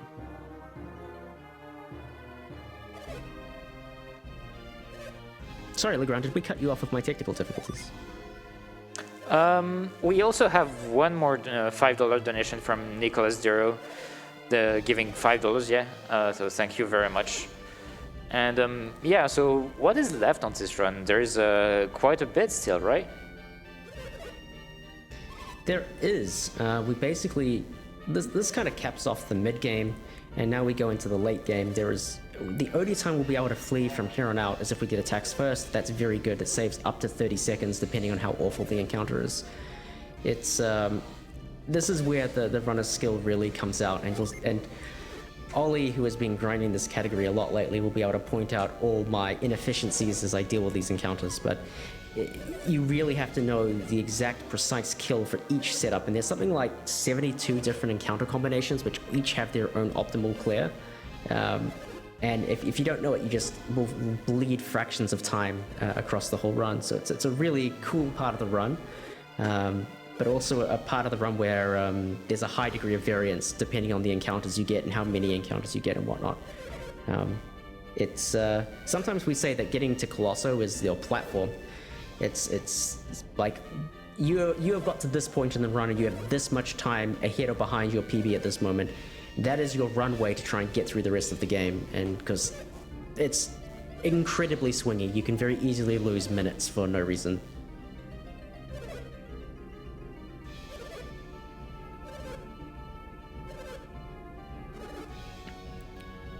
Man, old people in cutscenes in Golden Sun, am I right? Yep. So what's going on right now is Bobby is basically telling the whole story about Lemuria and the draft that we got earlier for him, and he's now sending us on a quest to go to the lighthouse and take his boat and find Lemuria for him so we can get more draft to extend his life. Also turns out that the girl we were talking about earlier that he kidnapped as a ransom of sort, she has actually gotten kidnapped again by Saturus and Minardi and taken to the Venus Lighthouse. That girl, as you might know, is Sheba, one of the characters you get to play as in TLA, the Lost Age, next game. Yeah, and they need her to access the next lighthouse, so that's why they kidnapped her, the Jupiter Lighthouse specifically.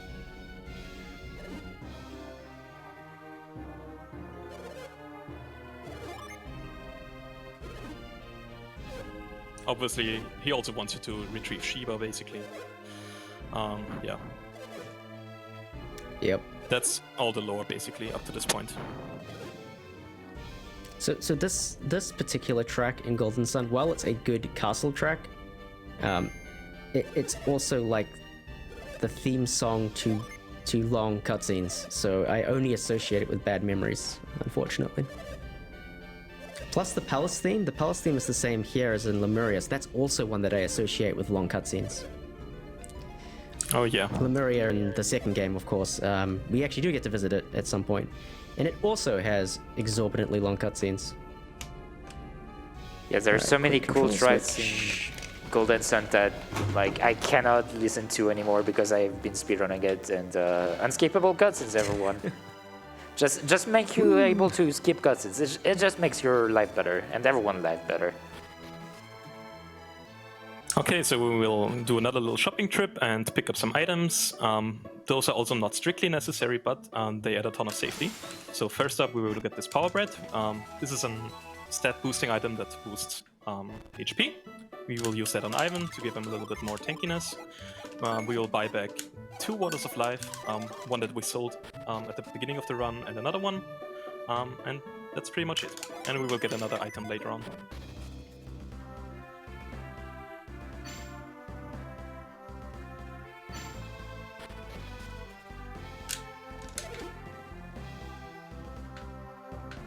And now we will pick up a charge in that's and awkward. go back into this. Oh yeah, I can see that. We usually don't run into this problem because we don't fight Navampa, but yeah, so now we're setting up to fight again, putting one of every Jin on each character. Alright, time for focus and good RNG. Ooh, good RNG. So that's an encounter skip.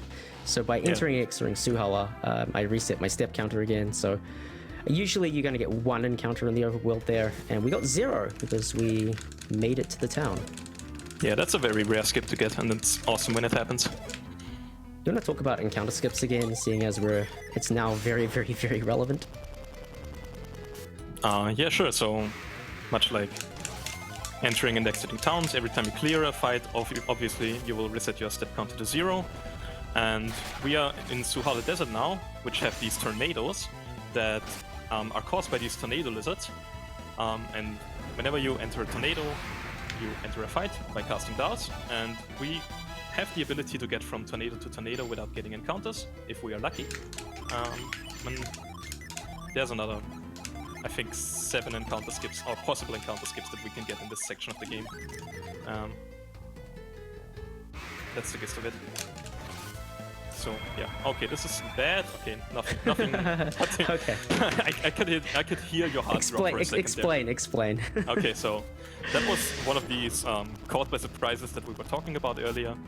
Enemies at this part of the game have the ability to just one-shot all party members, especially Ivan, who is the most important because he's the only one outspeeding everything at the moment. So it could have very well happened that Manticore Rex, or whatever it's called, could have killed Ivan there, and it would have been very, very dangerous. But instead, we got put to sleep, which is really funny. Oh yeah, I Why forgot about is it that. Sorry, I forgot about that totally.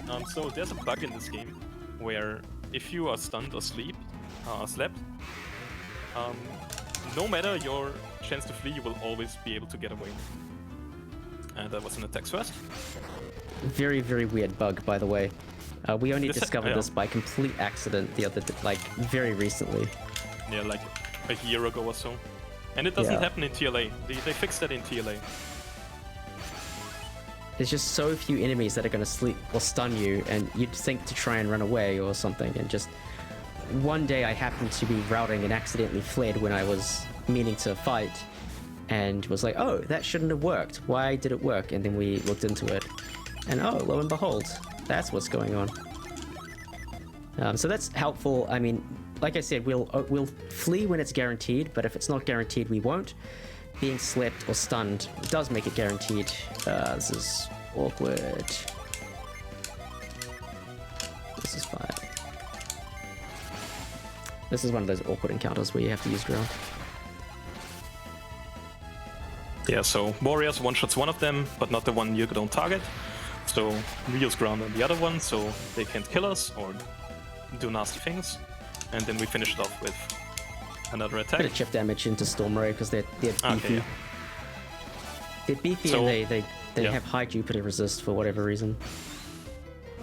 So we could use another summon there to clear it, but that would be slow, and it would also mean that we have to recover 2 summons before we can go into the setup again. So this is Flash, the last genie we will collect in this run. Flash is really good. Really, really good. Yeah, Flash is absolutely busted. Personally, I believe Flash is the reason they added Jin Storm and Jin Blast into TLA. Probably. Flash is 90% damage reduction to everybody in your party on one turn. And it basically makes you invincible. Yeah, but you're practically invincible. There are some exceptions to this, but for all intents and purposes, you're immune to damage for one turn. And that is extraordinarily powerful. We have to avoid the Tornado Lizard here, or the... What kind of lizard are you? This is the Storm Lizard. So yeah, Lizard, this big tornado, the Storm Lizard. The final boss of this dungeon, you can outrun it, it's not particularly hard. If your movement is good, and you don't take 5 encounters or so. Every time you open the menu, it gains a little bit of ground. So yeah, but usually you only get 1 or 2 encounters on the way out here. So if your movement is good, you should never have to take this fight. only way I run into problems is if I get 2 trolls, like right now. I am okay. Almost got the encounter skip again. That was unlucky. Yeah, very unlucky.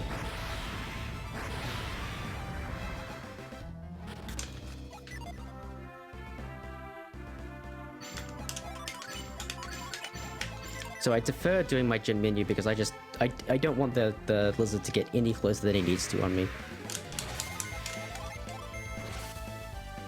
This should be media. That's okay.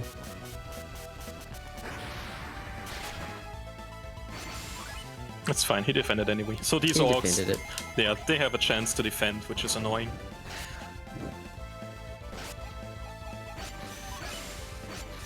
Wow, that's unusual.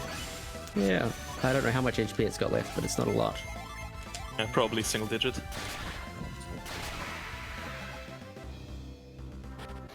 It's that whole weird edge case where it's like, oh, he survived the Boreas by defending. Eh? Super strange. That's okay, though. We don't mind a little bit of damage. There's a retreat glitch coming up that doesn't save time theoretically, but saves time practically because you're more likely to get an encounter skip. And it also and conveniently sets your PP into a good location for other stuff. Yeah, there's a bunch of retreat glitches coming up that one of them is also for an encounter skip and the other one skips part of a dungeon, so we have to drain PP at some point, we might as well do it right now.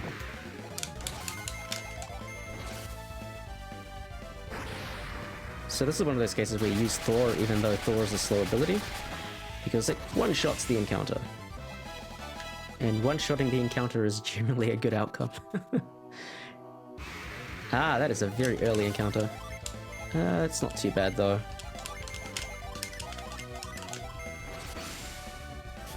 Would have preferred to have Procne handy, but it's okay. I could have used ground, of course I could have. And they don't even damage me, that's very rude. Oh well. Happens. That was also a very early second encounter, so I actually have a decently high chance of getting a third. Alright, this is Yeah, fine. that would be very bad. Okay, so now we're drained the last bit of PP we need for retreat mode.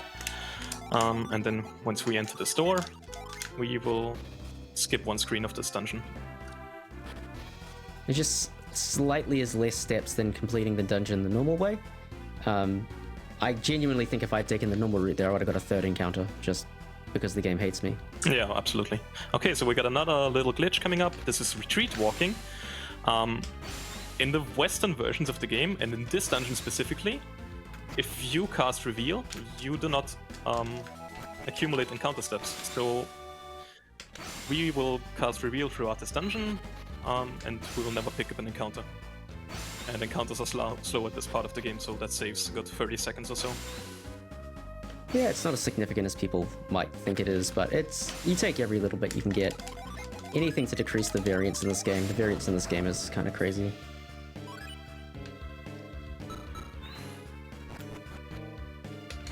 Yeah, it's fun. Lately I've been watching another streamer, Blueser, and there was someone in the chat being like, wow, you're 1.5 minutes ahead? Is there a new skip or something? And it's like, no, because it's just how this game It's just goes. the way this game goes, yeah. So we want to see blue path here. Every time you have to swap the path, it takes, what, 14 seconds or something? I forget. It's slow. 13 seconds or so, yeah. It's slow. But basically, the blue yeah. path is literally minutes faster than the yellow path, so it's just never even conscionable to take the yellow path here. Yeah, what this does is it unlocks the path from Tunnel Ruins to the second part of Venus Lighthouse, and there's 2 parts available. And the blue one is just a solid 3 minutes faster. So we always want that.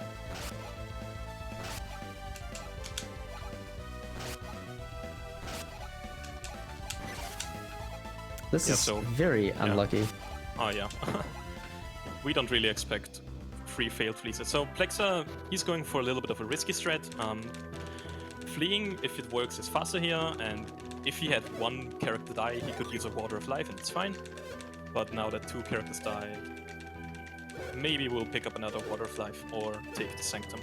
I'll just take the Sanctum. It's like good you are plan. statistically likely to be able to flee at that point. Like you're almost guaranteed to flee after 2, and to have people die is very unusual. Yeah, and the encounters here don't deal a lot of damage. They have mostly single attacks, so even if you fail once or twice, you usually get out fine. But this was just one instance of the game being moody. The game was not kind. mean.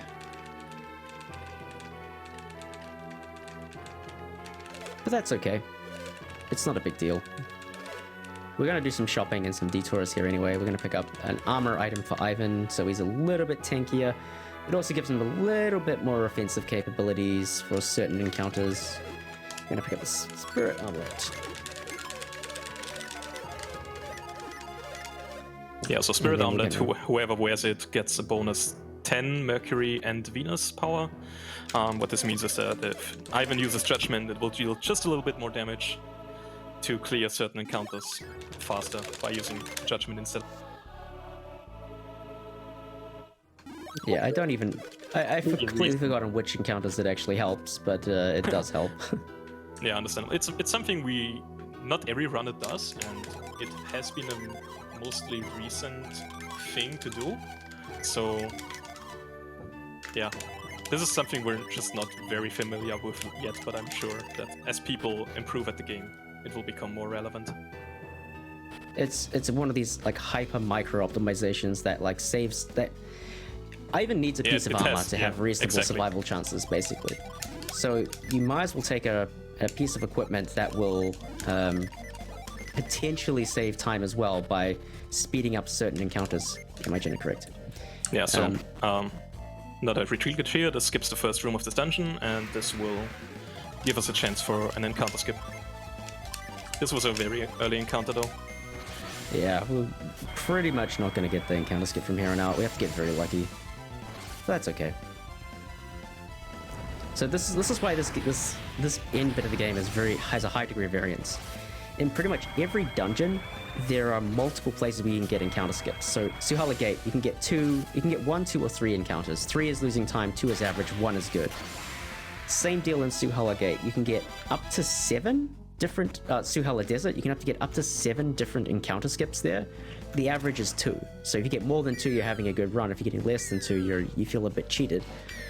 You can get 1 or 2 encounters here before you transition into the next dungeon. You can get 1 or 2 in the next, 0 to 2 in the next dungeon. It's like, because there's such high frequency of potentials for encounter skips, and each encounter skip can save up to 20-30 seconds, the end of this game is so swingy. But that's okay. We know this. We accept this as truth, and we deal with it. Because on the whole, RNG tends to even out a little bit. It doesn't always, but it, tends to. So we've had pretty bad RNG through most of this run, so hopefully the RNG is going to even out in a way to our favor. Because that's how it works, right? If you get bad RNG, then you're owed good RNG, right, Raleigh? Like, yeah?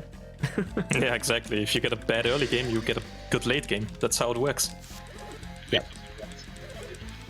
Copium. Totally not gambler fallacy here. Pretty much. Totally not.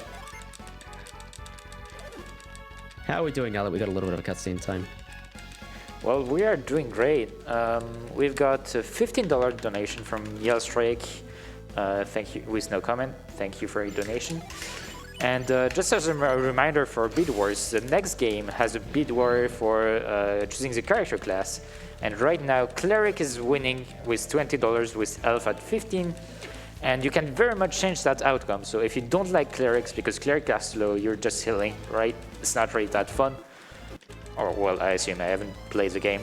So yeah, you can get your donations in. If you prefer to have a Dwarf character, go ahead. And regarding the game afterward, which is Legend of Mana, there is one incentive, which is siding with Dana and saving her life during Star-Crossed Lovers. So that incentive is, in order to be met, you have to donate up to $1,000, and right now it's only $94.93. So get this donation in for that. You really don't want to miss that. Oh boy. From here on out, the run's going to get incredibly stressful. So, Relay, I'm going to lean on you a lot, my friend. I hope I can carry this for you. So yeah, Tunnel Ruins Kamak. This is okay. One more encounter, of course. Yeah. So this is another instance. This is an instance where knowing the optimization saves time, because if you know that this dies to one summon, and in particular Judgment, you don't need to add any protective gen, and you save like 5 seconds depending on which protective gen you choose, and that's like how you can tell someone is good at this game, by just knowing how they optimize these late game encounters and how often they miss this move. The more times you miss this move, the better the runner you are, I think. Oh yeah, absolutely. Sorry, go ahead, Rob. So yeah, Tunnel Ruins. Another place where we can get an encounter skip. Actually, we can get, in theory, 2 encounter skips. We usually expect 1 on average. 2 is bad. So yeah, I guess you can get 1 encounter skip. But it's something that happens not very often. There's 3 people in the community, I think, that can claim to have gotten it. Some of them multiple times. I think Plexa has never gotten it before. I have never seen Tunnel Ruins skip. Yeah, it's just It's a myth. incredibly rare. And it saves a lot of time. It's like every encounter in here, on the Venus 2 you get, depending on how bad it is, it can add up to 30 seconds. So if you skip it, it's very fast. Rather Tunnel Ruins skip is a myth, man. It's a myth. I think I got it once in not save the and quit worst encounter. in practice, which is not that significant, but it's Really? cool. I think I remember that, yeah, but maybe in practice, like. Oh, yeah, that's right. Because there was a time where like we were trying to skip things, and then at some point we intentionally got the encounter to manipulate attacks firsts. That's how the run changed. Anyway, that's a cool trick. I forget who found it, but it's a cool trick. Yeah, you can cast Move from the stairs, and if you're aligned just right, then you can skip running down. It doesn't actually save any time at all, unless you're absolutely perfect with it, but it's just swaggy.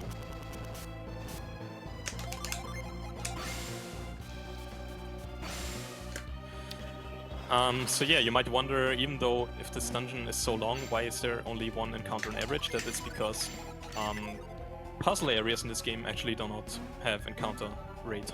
So for example, this next room, this is a designated puzzle area. You do not get any encounters in here, and that's why, because this dungeon consists mostly of puzzles, you do not actually accrue that much encounter rate. Yeah, it's just like every second screen basically is a puzzle room, and the rooms where there are encounters are usually pretty short. So yeah, hopefully we don't get 2 encounters. That would be very sad. But 1 encounter in the middle of this dungeon is kind of ideal, because then we don't have to worry about recovering our gen in the next area. Oh yeah, the way it works out, yeah. Every time you do a screen transition, your gen recovery rate also resets. So if you have a bunch of small rooms in quick succession, you accrue a lot of encounter steps, but you don't get any gen back. So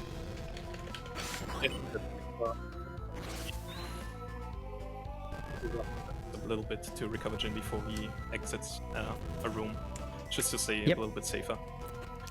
Get your cat jams and your jam emote of choice ready, because we're getting into Venus Lighthouse, which is one of the best themes for any dungeon. Yeah, my favorite part of the game as well. Yeah, this is where things get extremely technical. Yeah, so 1 more retreat glitch coming up. This skips the first puzzle and a couple of rooms. Yeah. Good encounter.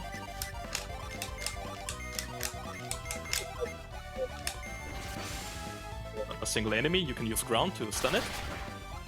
This means it will not get an action, and then we just clear it with 2 summons. And it does actually die to a single summon, by the way. It dies to a single meteor, but if you have the flash on granite set up, which I don't run because I don't like it.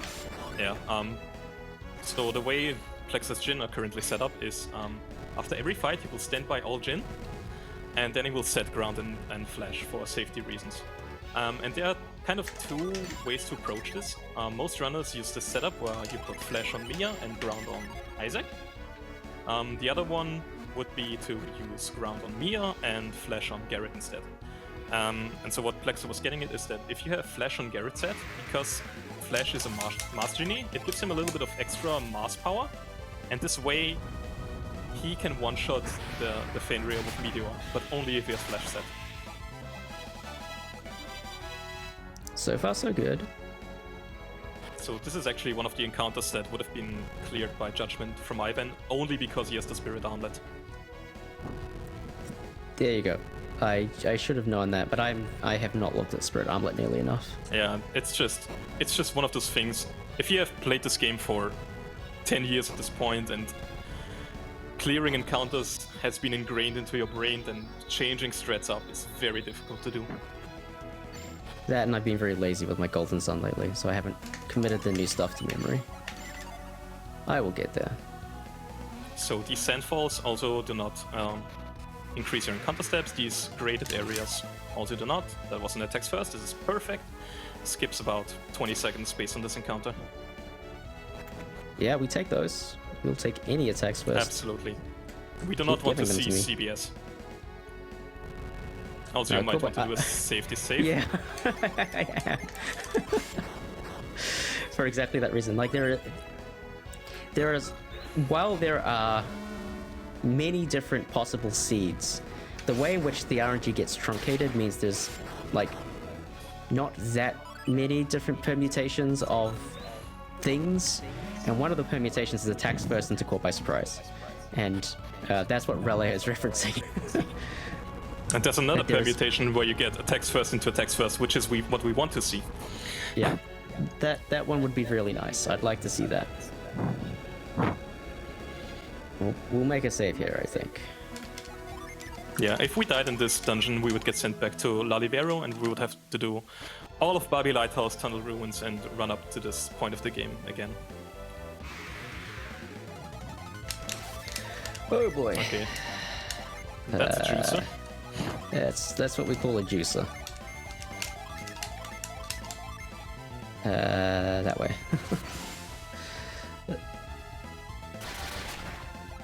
This looks really spooky, but it's not. Yeah, it's actually not that spooky. The golem on the left is very slow, so Mia and Isaac both outspeed him. And these boulder beasts die to... Well, the one you target and the one on the side dies to Boreas. So we only ground the one on the right, so it doesn't get an action, and the golem dies before it has a chance to act. And on the second turn, we'll just add a Storm Ray or a Drench, or both, whatever. This will die. And now we only have to recover one Jin as well, because we finished this fight on the second turn. I did the Drench because I was scared. I can understand. So, one more item pickup. This is the Gaia Blade. This is the ultimate weapon in this game. Only Isaac can wield it, if I remember correctly. Garrett can as well. Okay, but we will put it on Isaac. It will give him extra attack, and it will give him 30 extra Venus power, if I remember correctly. Yeah, 30. 30 extra Venus power. What this means is that if Isaac uses Judgment, it will deal, I think, a few hundred, like 100 extra damage on the first use. And this will be very relevant for the last boss fight that we are about to do. It's relevant, and it's like right there, so of course you get the Gaia Blade. It's not a detour at all, it's like a couple seconds. And it speeds up the last fight by minutes.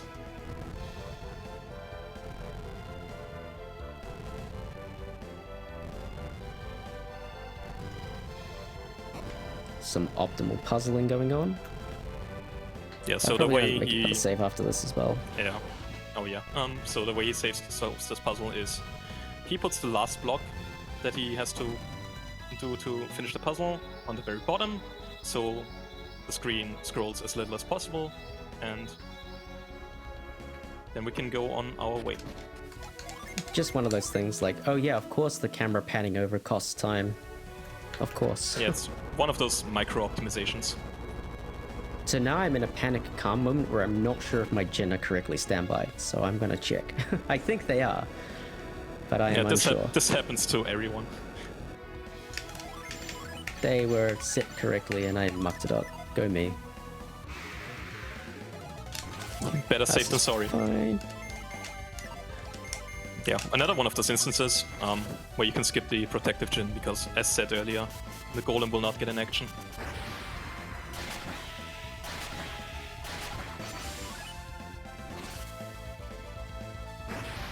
So yeah, you really don't overall, want to see these guys caught by surprise, because yeah, the little boulder beasts have a thing called dynamite where they suicide and blow everybody up.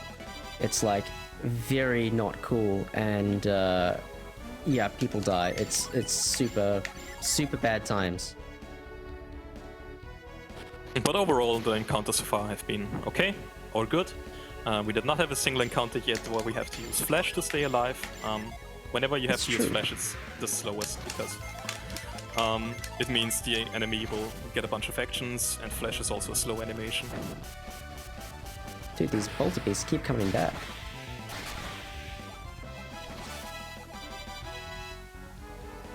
Okay, so we are about to approach the end of the dungeon, and then we will do our last Djinn menu and set up for the last boss fight. Okay, Want to talk a little bit about courthouse threats? you go for it. I'm gonna meditate and be in a good place of mind. So for the last boss fight, we call the courthouse strategy. The reason for that being that we rain down the judgment on the enemy. And the way this works is that we are gonna set up our Djinn in a way that we can use judgment on one turn in conjunction with Granite and Ground, our protective Djinn. On the second turn, we will heal up and use Flash and Mars. And then our Venus Djinn will come back. We can do Judgment again with Granite and Ground protection.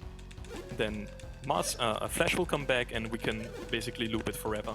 And this is a very high damage per turn setup that maximizes safety. Yeah, this courthouse is insane. Like, it is It is very probably busted. just the highest DPS you can, or DPT, I guess, you can possibly get.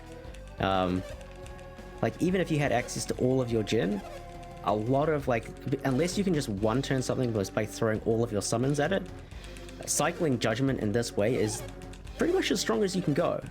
So pretty much every rendition of the Satoros Minardi Fusion Dragon fight will use the courthouse in some way, or use the basic premise of it to go fast. Yeah, so Any time. yeah. In 100% where we have extra Djinn, we can add another summon at the beginning and at the end maybe, but Courthouse is still the backbone of the fight. So we will now put 4 Mars Genie on Mia. This will put her into level 3 Mars class, which gives her access to Wish, an AoE healing ability. We put Flash and Granite on Garrett and Ground on Ivan. So they are our protective Djinn carriers. They will just use that all over the place, every turn basically. And Isaac will be our damage dealer. So we picked up the Gaia Blade to increase our judgment damage output. And also Flint, which does actually matter. It puts Flint from... If you do not have the Gaia Blade equipped at this level with this gear, we do 1 damage with Flint, or 2 damage at most. And with the Gaia Blade, we go back to 70 damage, which is quite respectable in some cases. And will speed up the fight So this in is some a cases. two-part fight. This is a two-part fight where Satoros and Minardi are phase 1, and they are more dangerous than phase 2. Oh yeah. I'm going to go full focus mode for Satoros Minardi to try and go as fast as I can and not die. Oh yeah. There are a lot of things that can kill me, including ability called Death Scythe, or Death Size, I guess. And that one-shot somebody 100% to 0, regardless of whether flash is up or not.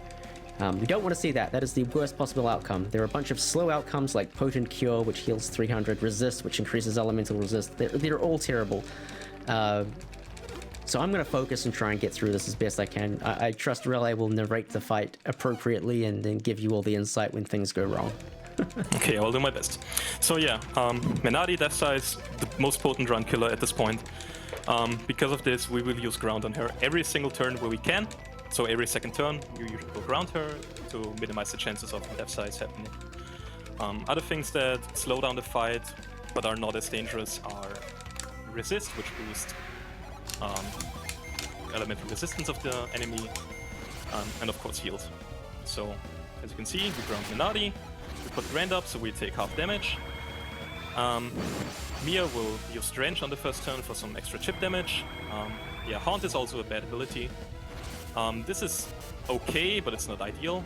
So Haunt is a status ability that whenever the character that is haunted does any ability that does damage, it has a 12.5% chance to reflect 25% of the damage you do. So, for example, if Ivan was to use Storm Ray right now and he deals 100 damage, it would reflect 25, which is not that bad. But if Isaac gets haunted and he uses Judgment, which deals upwards of 1000 damage on Fusion Dragon, he will just die, if it procs. So now on the second turn, we healed up, use Flash and Mars. We use Flash to stay safe, Mars so it comes right back on the next turn. And we use another Venus Genie with Isaac, so we can keep using Judgment on this turn. Vine being essential as well, because it slows down Saturus and Minardi to the point where Mia and Isaac cannot speed them, or Isaac cannot speed Saturus, Mia cannot speed both of them. So we use Quartz just because it's the only Venus Genie we have to prepare Judgment. This is okay, good targeting as well. One other thing that can go wrong in this fight is that if Saturus decides to target Ivan a lot, he can actually kill him through Granite Protection. Heat Flash at this point with this armor does about 100 damage to Ivan. So if he does Heat Flash on Ivan on the Grand turn and then they decide to target him on the Flash turn, he can absolutely die. Supernova, everything that's just a bunch of AoE damage doesn't target Ivan is something we want to see. Pyroplasm, perfect. Absolutely fine with that. So yeah, Plexa is also targeting Judgment in a way that clears the fight as efficiently as possible. Saturus has an ability called Break, which removes your elemental boost. If that happened, then we would have to change our targeting a bit. But because it has not happened yet, he has put the first Judgment into Minardi, the second Judgment, which was boosted, into Saturus, and now he will go back to targeting Minardi. Okay, there's Break. This is fine, we have already gotten the boosted summon off, so we can still clear this fight in a mostly optimal way.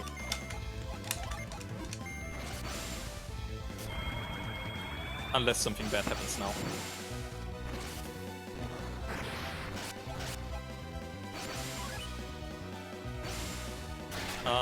Okay, this could have procced and killed Isaac, we got lucky there, yeah. Isaac dying is generally the least scary thing because it's the most recoverable. Okay, Potent Cure is bad, now we probably have to add another Judgment to the fight.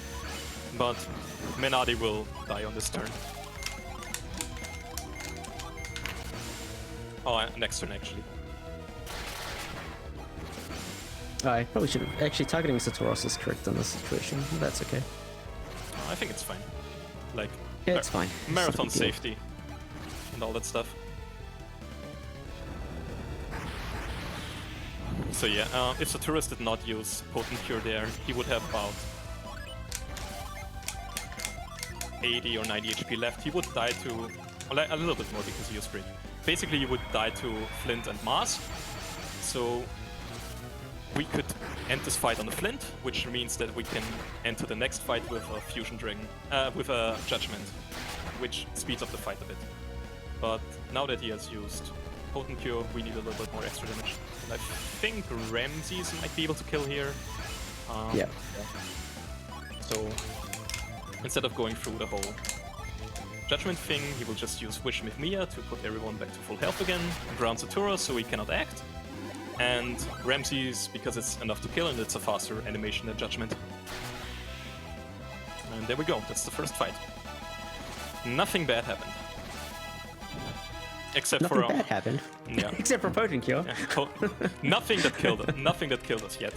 Nothing that kills the run, yeah. Like you can see, like, Potent Cure added 2 turns to that fight, and at any point he can decide to use it. So you can just kind of see that the roller coaster of the end game that is upon us. Yeah. Every turn... Times vary so wildly. Every turn here takes about 30 seconds or more, depending on which animations they do. So 2 turns, a minute time loss that you cannot do anything about. Okay, so we have a good setup going, or like, we are entering on a on a flash turn now, which means that the fight will be a little bit slower, but it will also be a little bit safer. So for the first 2 turns, the Fusion Dragon will outspeed us before we can get Vine back up. Haunt on Ivan is generally fine. It can be scary though, because he uses Mass, so he can take some chip damage. And also, we currently have Boreas and Thor ready to be summoned. And the way we want to do it is we want to use it on the second to last turn before we can kill the Fusion Dragon. If we did not do that, then it would mess up our Jin recovery and we would not be able to keep cycling Judgment and stay safe. So we only want to use it once we are sure we can kill the Fusion Dragon. However, because Ivan is haunted, if he uses 4 and he dies because of the Haunt proc, we will not be able to do Judgment because Ivan is dead and we cannot use Ground. So that's a bit scary. Depending on how safe you want to be, you can delay the 4 until the 4 kills. I would assume that Plexa will do that because it's a marathon, but if he was going for a record time, then this is probably something that he would accept can happen. Yep. You are 100% correct. So that was a Haunt That proc. damage is spooky. Yeah. So the Fusion Dragon has also a bunch of abilities we will want to see. Evil Blessing is one of them, so currently Isaac is haunted. This is something we absolutely do not want, because if he uses Judgment into procs, he will die to it. Some other abilities the Fusion Dragon has is... I already forgot the name, but it's an AoE attack that can put Venom on you. Oh yeah, out of space. Deadly Gas. Deadly Gas, yeah. Deadly Gas inflicts the Venom status effect, which is more potent poison.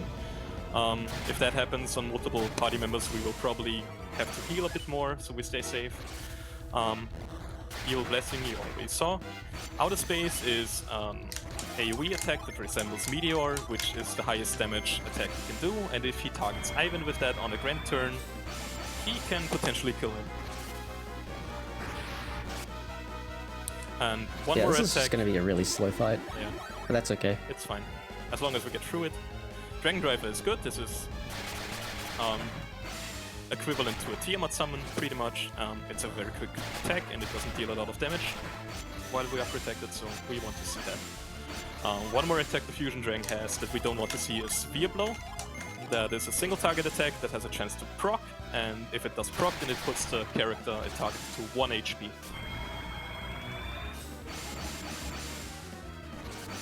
Or it outright kills them if they do not have enough HP to survive it.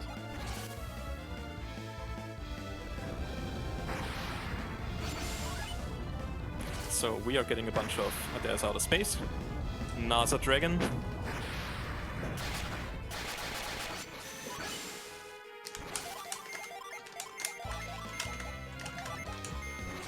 This is usually the turn you go in with like your Boreas and your Thor and whatnot, but we opened with Cybele just to play really safe, just in case Outer Space was used. Outer Space deals so much damage. Oh yeah. Even through Granite, it can kill Ivan, so just played it ultra cautious. There's Deadly Gas. And But at this point it should not matter anymore. Also me as the tankiest party member at this point. Drain Fang doesn't matter. So I believe we need one more Judgment and then we should be able to kill from there. I don't think we can. I think we need to throw in like any random thing into it. Okay. I have not counted damage, so I wouldn't know.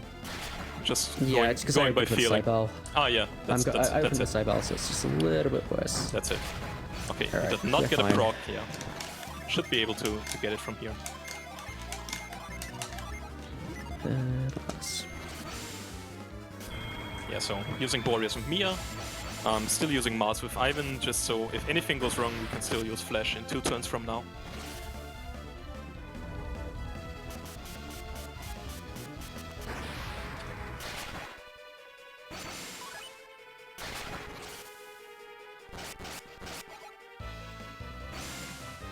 Pretty good Fusion Dragon fight though. We have not seen a lot of outer space, only one outer space, a bunch of quick attacks and low damage AoE abilities. They did put us up with this status effects, but they have not mattered so far, so we should be fine from here.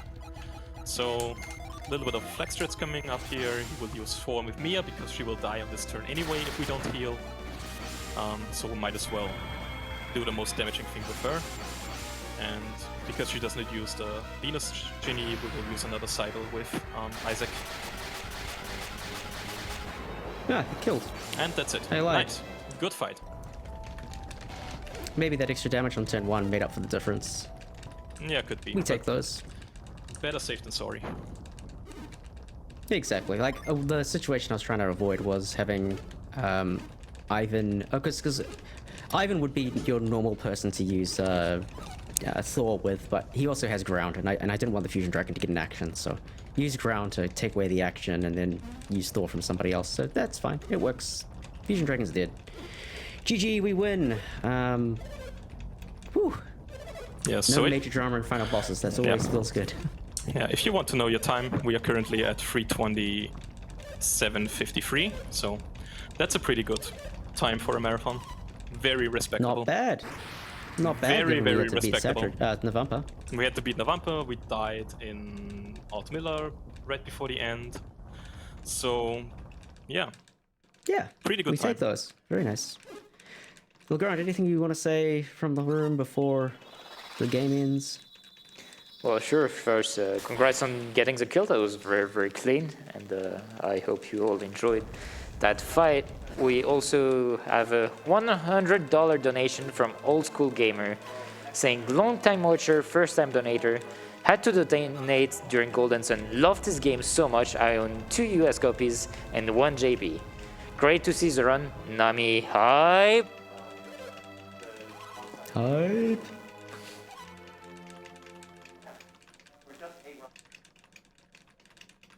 Cool. Well, thanks to everybody who donated for the incentives, donated during the run, donated mentioning Golden Sun. Really appreciate it all going to a fantastic cause. And Nami, like genuinely one of those things that we all could think a little bit more about, and they do a great job. So really appreciate all the work that they do, and happy to be raising money for such a worthy cause. Beyond that, yeah, like thank you to the Golden Sun community for keeping this game alive. We've got a lot of cutscenes still to go, so we'll save some of the thank yous to the end. But yeah, this community is really quite amazing, and it's a pleasure to be a part of it. It's an honor to be a part of it. I hope you will Oh enjoy yeah, if the... you're expecting the other 2 lighthouses, if you expect the other lighthouses to be lit, you gotta wait for the second game. Apologies. I hope you will enjoy the Xenoblade community ahead, as much as you enjoyed the Golden Sun community then. I do. They're like a lot of communities are very nice to hang out in. You know, I mean, you're getting to an interesting point actually. I think every community's got their kind of technical knowledge bastion, someone who like goes into the code and figures out like the formulas and stuff. And Golden Sun's got those people: T-Water, Selenute, Drifting Pancake. They all do amazing work for us, and they make our games go faster. But every community's got these people, like Prof9 and Battle.net with Rocco and Matt and stuff, and Xenoblade. Like it's kind of crazy, and I'm sure your community's got this person too. You know who I'm thinking of. Give that person a thanks. We owe a lot to them. They help us go fast. We wouldn't be as efficient without those scientists who are putting all I the know. work. They're a blessing. And they don't get to be showcased too much because they're in the shadow of the runners who get to get all the celebration and stuff. So big shout out to you, you're the best. Yeah. Oh, yeah, Yeah, we absolutely. get all the glory, and they're back in the lab, grinding out the formulas and stuff. And sometimes you even have people coming in from out of nowhere, figuring out a glitch or 2, which changes the whole route. Shout out to Solidified Gaming. She figured out the poison-related stuff that we incorporated into the route over the last year.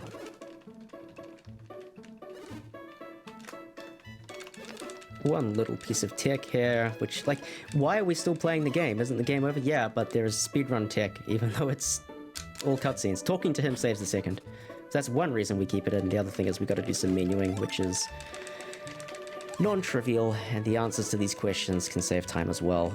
PBs have been made and lost in the epilogue, mind you, so Don't poo-poo it without the experience, you know. I've PB'd by 7 frames before because I just menued like a god in that run, apparently. Oh, yeah, so we have one more thing coming up, which is going to be using the black orb, which Yodem will give to us in a second on the ship. Then we will get a bunch of cutscenes, and time will be on the last text box that we clear. And we will mention it when it comes up. Yeah, it's kind of not obvious to people when we split, but it's okay. It's not a big deal. So we've got the Black Crystal. The Black Crystal gets us the ability to power the boat. Because we get a boat. Now, I know a lot of people after this were quite disappointed that we didn't get to sail on the sea and see the rest of the world, but that's what there's a sequel for.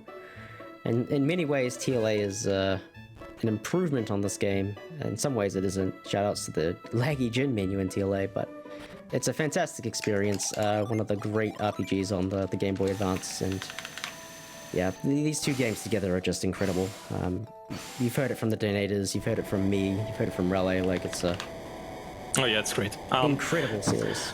Golden Sun 2 is a game I have not played in my childhood. I only played the first game. And I still think that TLA is a slightly better game overall. Like, it takes the foundation that this game established and builds upon it in such great ways. It's everything you want in a sequel, right? Yeah, it's just amazing. And Golden Sun 3 is great too. I'll die on this hill. It is.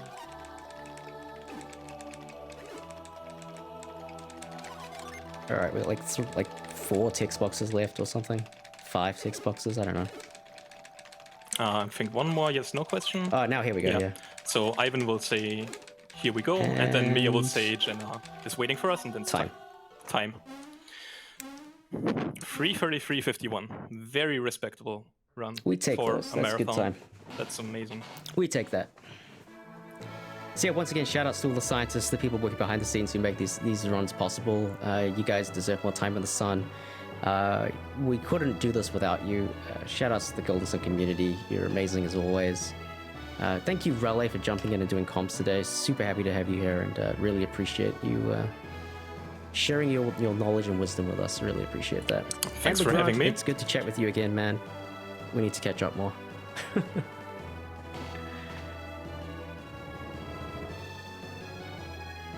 Anything you want to say before we go, Relay? Yeah, I would like to extend one specific shout out to one of the members from the Golden Sun community. She claims to not like this game, but she's primarily a TLA runner, but she has wrote a guide over 69 pages detailing everything we do in this run, why we do it, with pictures and descriptions and everything. If you're interested in this run, there's never been a better time to do it. You can hop into the Discord, check out the pins, check out the guide, and get a run going pretty much immediately. So shout out to Carrie. Thank you, Carrie. I really appreciate you taking the time to do that. Yeah, she's great. Carrie's great. Yeah, aside from that, I think that's Golden Sun. Thank you again for all the donations, and yeah, hopefully next time we'll be there in person. Thanks for having us. And that is it for Golden Sun 1. I hope you enjoyed Plexa doing those insane menus and all those insane texts and how knowledgeable he is about the games.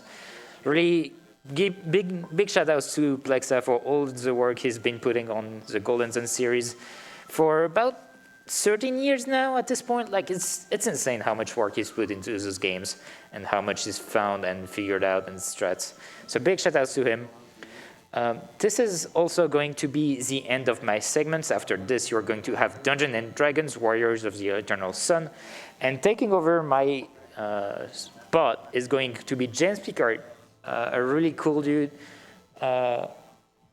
He's probably around somewhere, but I hope you enjoyed having me as a host. It surely was quite different compared to the usual because, you know, I'm French.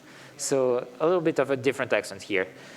But anyway, I hope you guys are enjoying Golden Sun, and I hope you guys are mostly enjoying RPG Limit Break. Keep up the good work, and have fun. Keep on donating for NAMI. It's such a great cause. And I'll see you around.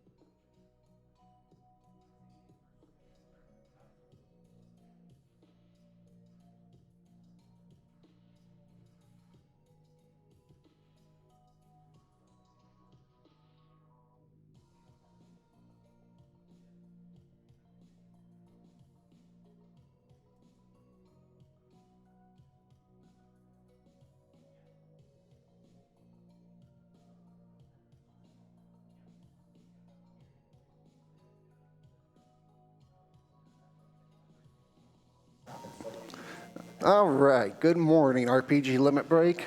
I am James Picard 007. I will be taking over for Legrand here, who has been doing a fantastic job hosting.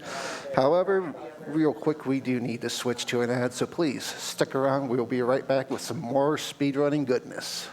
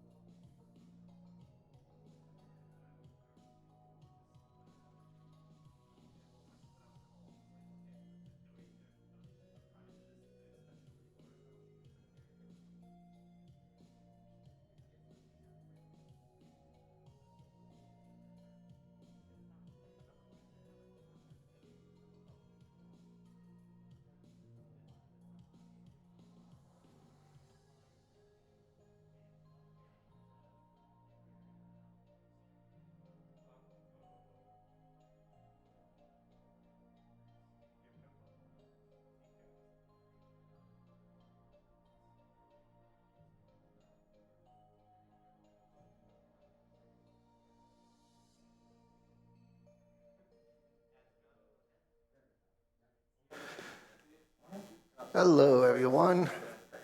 This is RPG Limit Break 2022 is coming from you from Salt Lake City, Utah. We are raising money for NAMI, the National Alliance on Mental Illness, which was formed in 1979 as a grassroots advocacy organization by a group of parents whose children suffered with serious mental illness. And NAMI has maintained that focus to this day.